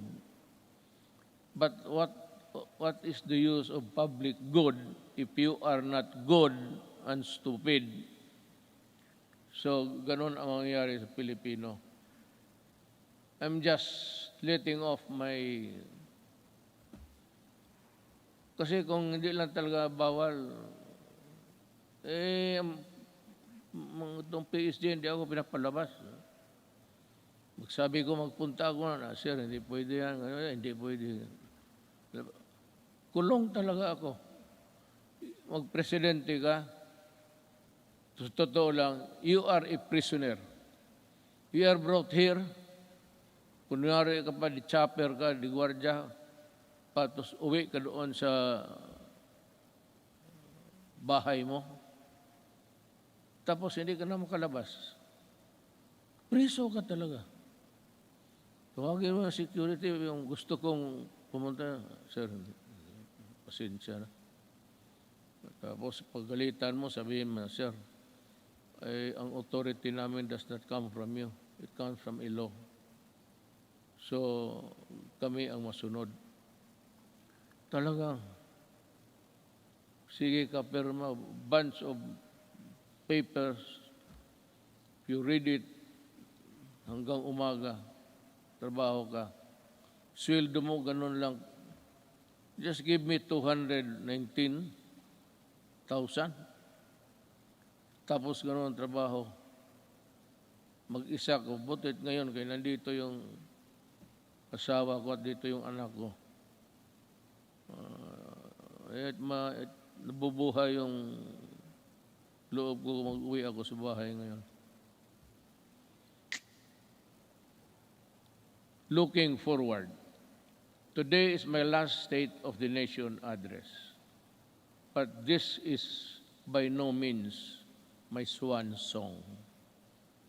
I shall never cease to implore Congress to pass vital and critical legislation as well as to push the entire government to ensure nothing less than the full recovery and revitalization of our country. But to do this, it is necessary for us to first overcome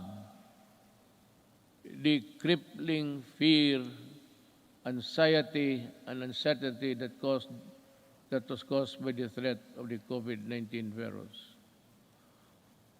Well, I really do not know what to do. I have to listen to the task force. This is a group of people volunteering to be a collective advisor or that would give you the advice collectively, we put it that way, na sila ang magsabi. And we're just waiting for the word. I am referring to COVID-D, Delta. It is rampaging now in Indonesia, Thailand, India, and many parts of Asia. And ang sabi doon sa the Western medicine says that it is far more aggressive and far more dangerous, and it can cause death easily than the COVID-19 original. So this is as good as any other time to say it. If says that it is really dangerous, you have to go back to lockdown. If there are many people in other parts of the world killing as many than Delta, if ever it will spread, we have it here now. I hope it will not go any further. But if something wrong happens, I'll have to be strict. And I have now my word that there will be, just like what happened in the early days. Kung ganun ang COVID-D, saan tayo pupunta? And if it requires a new vaccine, we do not have it yet. I don't know what, maybe we'll just have to pray for salvation.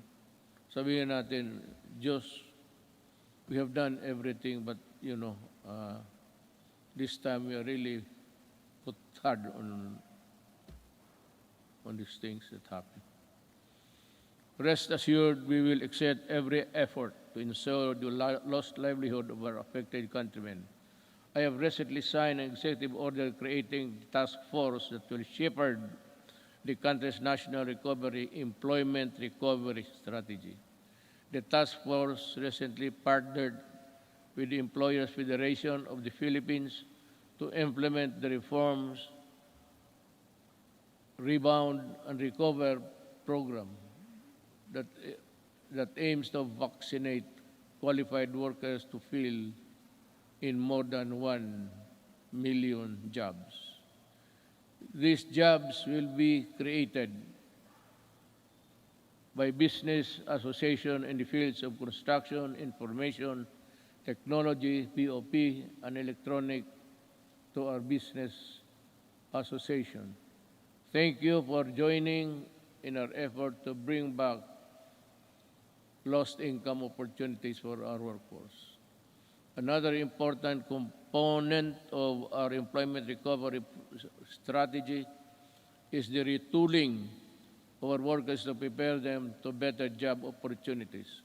Since the start of the community quarantine, over 1.5 million availed of the TESDA's free online training program.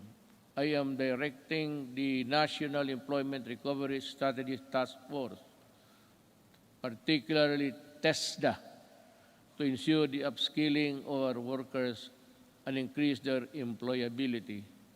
I expect the task force to work double time, not only to recoup job losses, but more importantly, to rehabilitate the economy and help our hardest hit sectors. Through COVID-19 assistance to start enterprises or CARES program, we released 988 million pesos worth of loans to over 14,000 enterprises, Bayanihan 1 and Bayanihan 2. Released 2.9 billion pesos worth of loans to over 12,000 enterprises, including our displaced OFW enterprises in the tourism sector to help them start or sustain their business amid the pandemic. Along this line, I would like to renew my call to Congress to immediately pass the amendments of priority legislative measures such as the Foreign Investments Act, the Public Service Act, and the Retail and Trade Liberalization Act.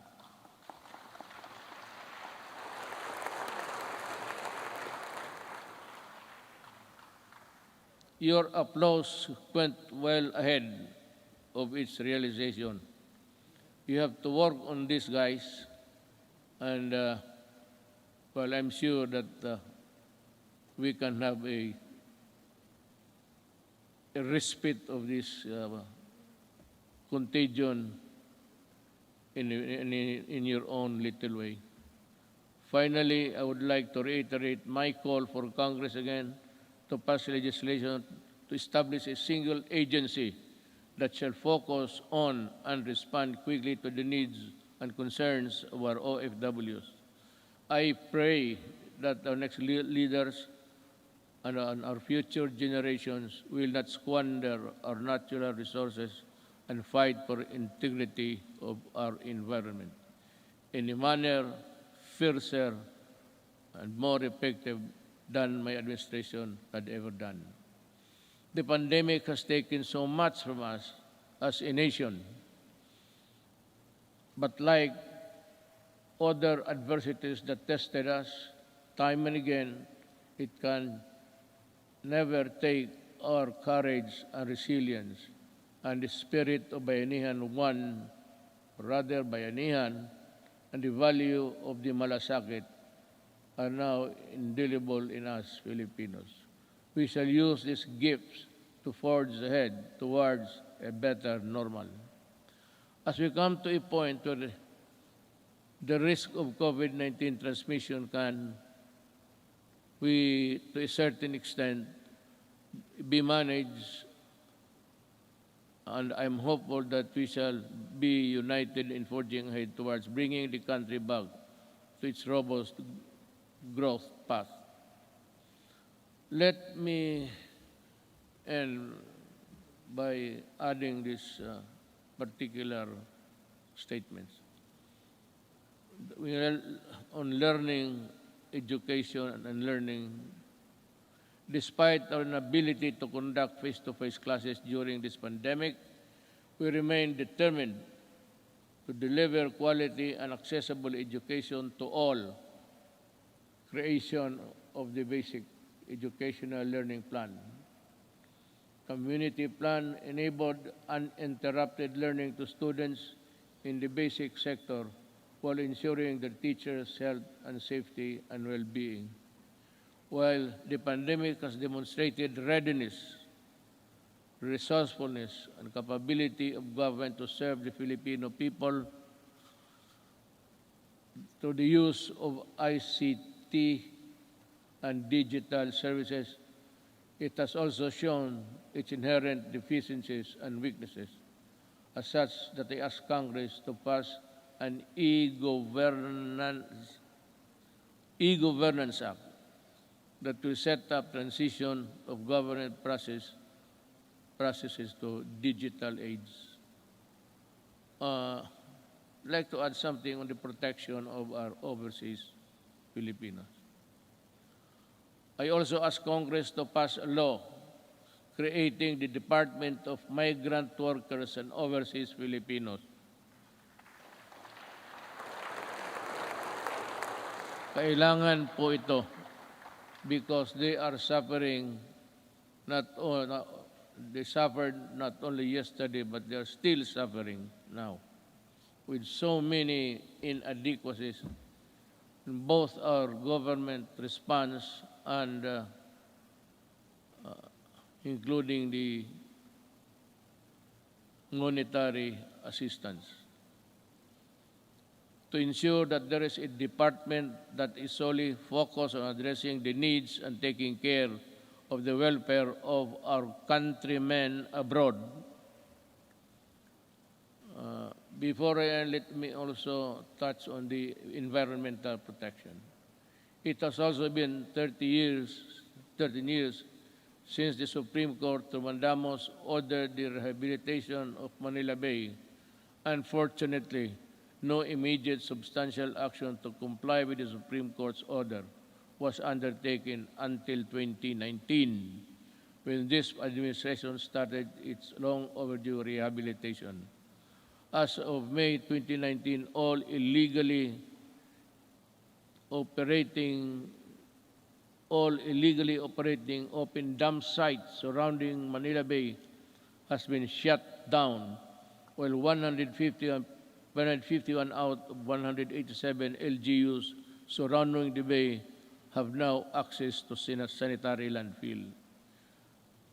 Establishments have been forced to comply with environmental laws and ordinances, while those who did not have been closed.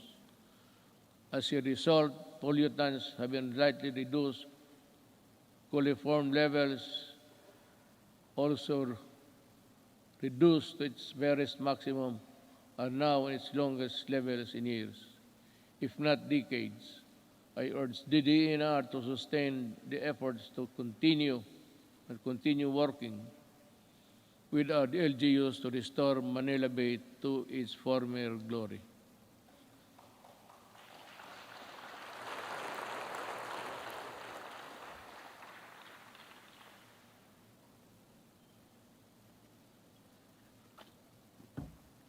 You know,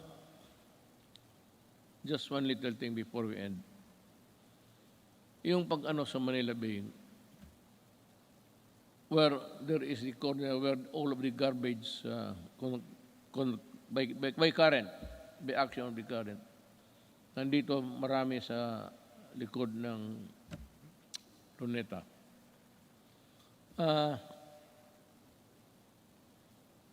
Ginawa natin yan at nilagay tayo na itong yung puting baston na which is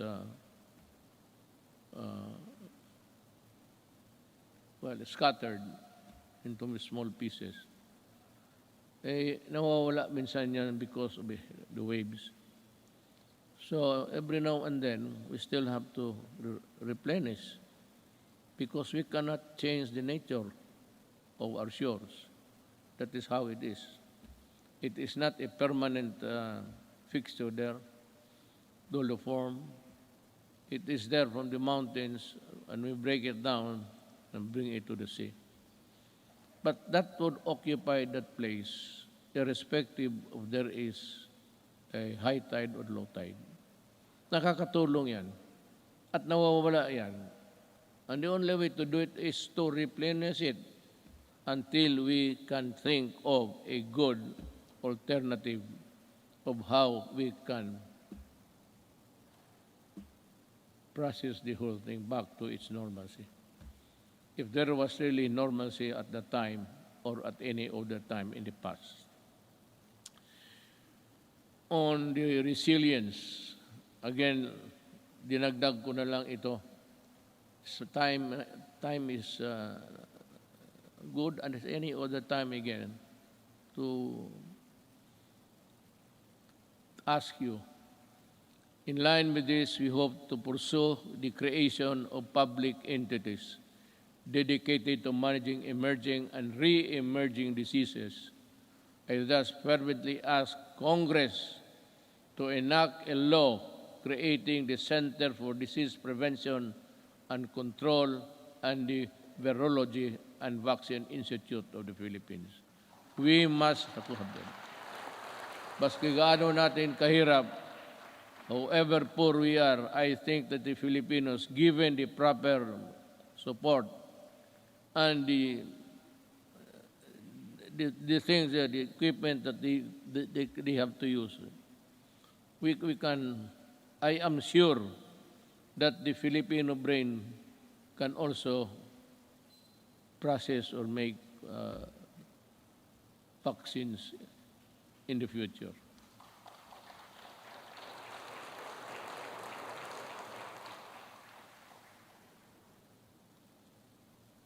Tapos na po yan, ma'am. I ask Congress to pass the Disaster Resilience Act that will create the Department of Disaster Resilience. Let us also, pagkatapos ito, ma'am, ikaw yung unang tao na mag-congratulate sa akin, ha? Kaya ako nagka-utal-utal dito dahil sa iyo. Let us also pass the law implementing the Fire Protection Modernization Program to bolster the readiness of our firefighters and ensure their ability to respond to fires and disasters. Related to this, importante ang trabaho ng bombero, maniwala kayo. They must also be there during a disaster happening. Let us also push for the mandatory establishment of education centers in every city, province, and municipality throughout the country, which shall provide the basic needs and assistance to all evacuees during times of emergency. Now, there is now the conclusion. Yes, I will. Ay, salamat. Potsang Duterte to. The lights go out for this administration 11 months from now. The work that we started and expected to finish within constitutional time frame of 6 years has been told. Much was hoped for, but we need not despair. Desperation is a feeling alien to the resilient Filipino. A peaceful and prosperous Philippines is no longer a distant dream, but one that is within our grasp. If our future Filipinos would also do it.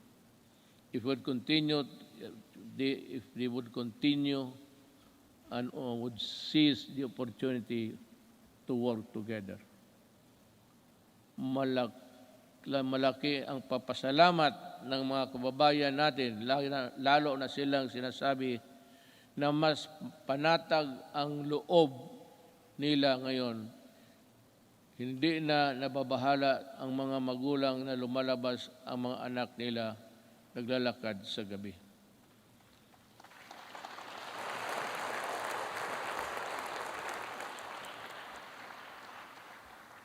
I will not elaborate on anything. You can draw your conclusion. Alam mo, when the Filipino,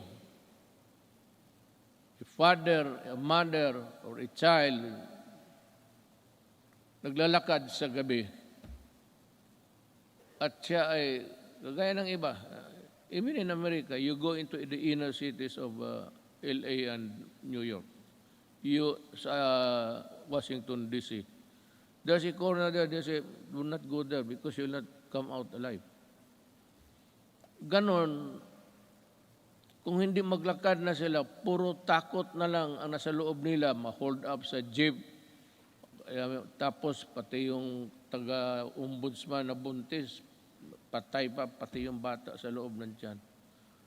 But just to get the money to buy shabu. Because when the monkey is riding on your back, yung katawan mo hindi mo na that is why you need to higop, sip. Kailangan mo maghigop at kailangan mong pumatay pag wala kang pera, hindi naman talagang papatay. Maybe not. The mind is not ready for that. But in the struggle, you put up a struggle, if you are the owner of the money, talagang papatayin ka kung hindi mo ibigay. Yan ang ayaw ko. Kaya nung na-mayor ako sa Davao, ganito, mga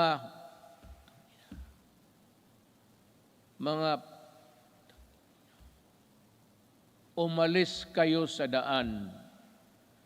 Yung daan, yung public transportation is for public good. Huwag mo silang takutin na magkanto pag-uwi. Nandyan, nagiinom man sa... Yan ang hilig ng Pilipino. Mag-inuman. Hindi mo malaman ang mga nag-uwi na babae, they have to take another route that would be longer because nandyan mga standby. So the streets are unsafe. Hold up, pinapatay. Sabi ko doon sa Davao na lang, wag na lang ako dito sa Maynila. Hindi naman talaga ako nakikialam dito.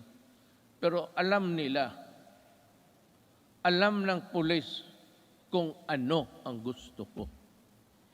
Magprangkahan tayo. Sabi ko sa pulis, isauli mo yan. The roads, the highways are for law-abiding citizens of this country. Yung mga kriminal, yung mga, the dregs of society, wag ninyong gamitin yung mga daan, hindi para sa inyo yan. And I will see to it that you are not there. Be sure that when I pass by, I do not see you. Because if I see you, I will dance with you. Isauli ko. Kaya ngayon, medyo hindi naman talaga But yung mga sales girl, mga shopping center, panatag na ang loob nila. At least chances of being mugged, murdered, and raped. Yan ang ayaw ko. Pag malayo, nakahigop na, kunin yung pera, hilain doon sa medyo maliit na mga grassy portion and rape. At papatayin. Yan ang hindi ko matanggap. Just like in Filipino sa Wikiwing. I may be just a little bit crazier than the others. But that is what I am. Ayaw ko yung, lalo na magsyabo ka, tapos magpasyal ka kung ano, wala kang makuhang pera, aakyat ka ng bahay. Just like that bank teller. It was raining so hard, just like the rains that we had experienced. It was pouring almost cats and nails. Ang lakas talaga ng bagsak ng ulan. She went home to knock the door and pump the door loud. But ang parents nilang matanda niyang parents, hindi nakarinig. So anong ginawa nitong mga sa construction workers? Because diyan nga ako galit sa dugay. Nabibili nila mura. So it's 200, 300. Susuyupin nila. At pag nakasuyop ng droga yan, maghanap ng alkohol yan. Sigurado yan. Pag tama ng alkohol, pati yung ng droga, it shrinks the brain. Yung babae, she was just picked up and brought to the construction site near the house. Tapos ni-rape doon, pinatay, sinunog pa. Oh, yan ang hindi ko talaga maintindihan. I cannot recall yung bata na 3-year-old rapin mo. Ang problema nito, ang nakikita nila, ang patay ng mga kriminal. Well, how about the victims on the other side? Bakit hindi ninyo tignan and see what these criminals have done to our children, to our wives and daughters? May listahan kayo. Ang listahan ninyo doon sa namatay, hindi ba kayo maligaya niya, wala ng kriminal? Pero pag tinry mo dito, ilan ang patay na inosente, pati pulis ko at sundalo na mamatay dyan. Baka akala ninyo kriminal lang. So that is my lamentations, and I just want you to hear. In my 5 years in office, we made real change in governance to the reforms we pursued. However, for this governance,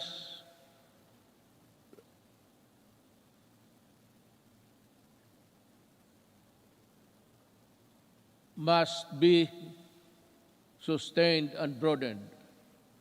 We need to make, I'm just getting my ear. Naghihingal ako. Baka dito ako mamatay pagka-presidente. Iba na ang pitik ng ano ko ngayon. Ng kasing-kasing ko.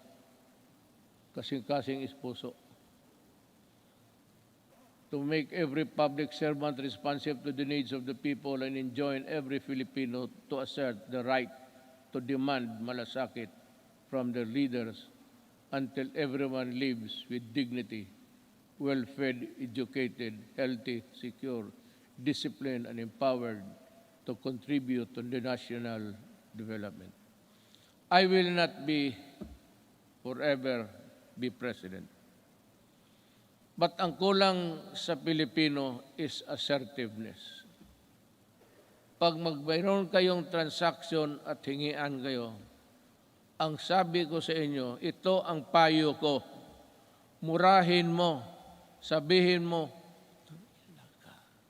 nagtatrabaho kayo at kami dito. We are following papers and you are sitting on your ass. On it. Kaya dito sabi ko, makinig kayo lahat ng Pilipino, total last Sona ko ito. Pag may mag-follow up kayo, permit, clearance, at maghingi ng pera, murahin ninyo, sabihin ninyo, yan, sabi ni Duterte, sampaling ko kayo kasi ako nagbabayad ng buwis. Bakit ginaganito ninyo? Anto di mga Pilipino, hindi naman lahat. Tayong magtatrabaho sa gobyerno. You know, I mean, it takes you 1 month to process a paper.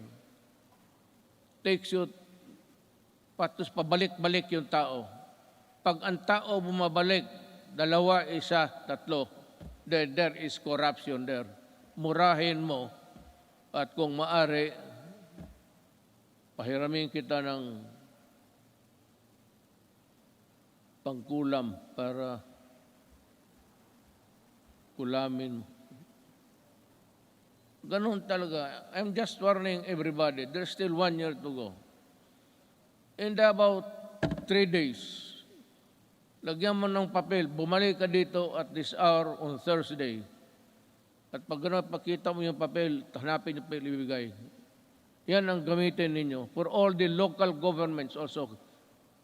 In my cabinet, it's 30 days, walang extension. All.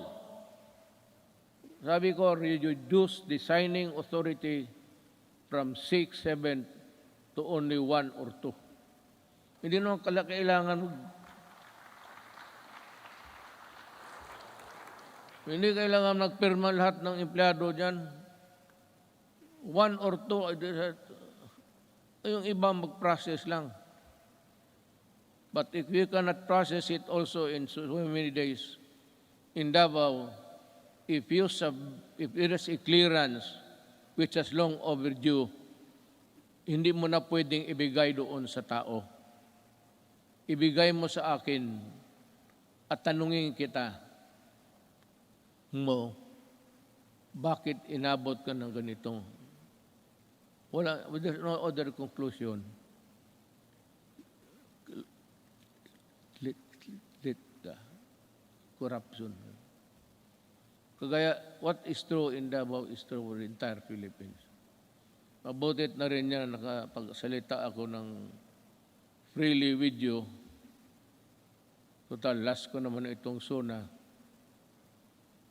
Mabuti ang malaman ng tao na ganon ang ginagawa nila. It's not there. Hindi man nila nilagay ang mga ganon na wala mang mura dyan. Be careful. We need to fight and subdue narrow vested interests and ensure that our gains will benefit to the greater number of Filipinos, especially those who have the least in life. We have laid down the groundwork and are continuing to push for landmark reforms and key accomplishments to the last day of my term. I have full confidence that the Filipino spirit, pati ako nagmamadali na,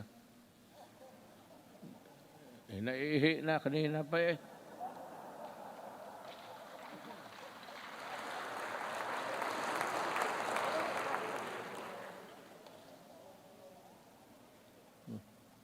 It's a natural human biology, so what's the big deal? Bakit kayo magpakpak kung napaihi na ako? Sa bagay, alam ko rin, nahiya kayo magtindig. Puno ang pila nito pagdating sa CR maya. I have full confidence that the Filipino spirit will persevere and triumph together. And together, let us rise as a nation. Thank you.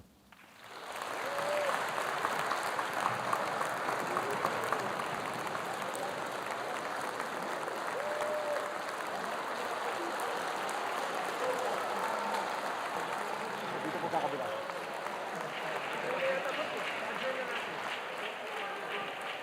Hindi, mabilis na naman tayo doon. Ajay? Ket pa ba? Ket pa?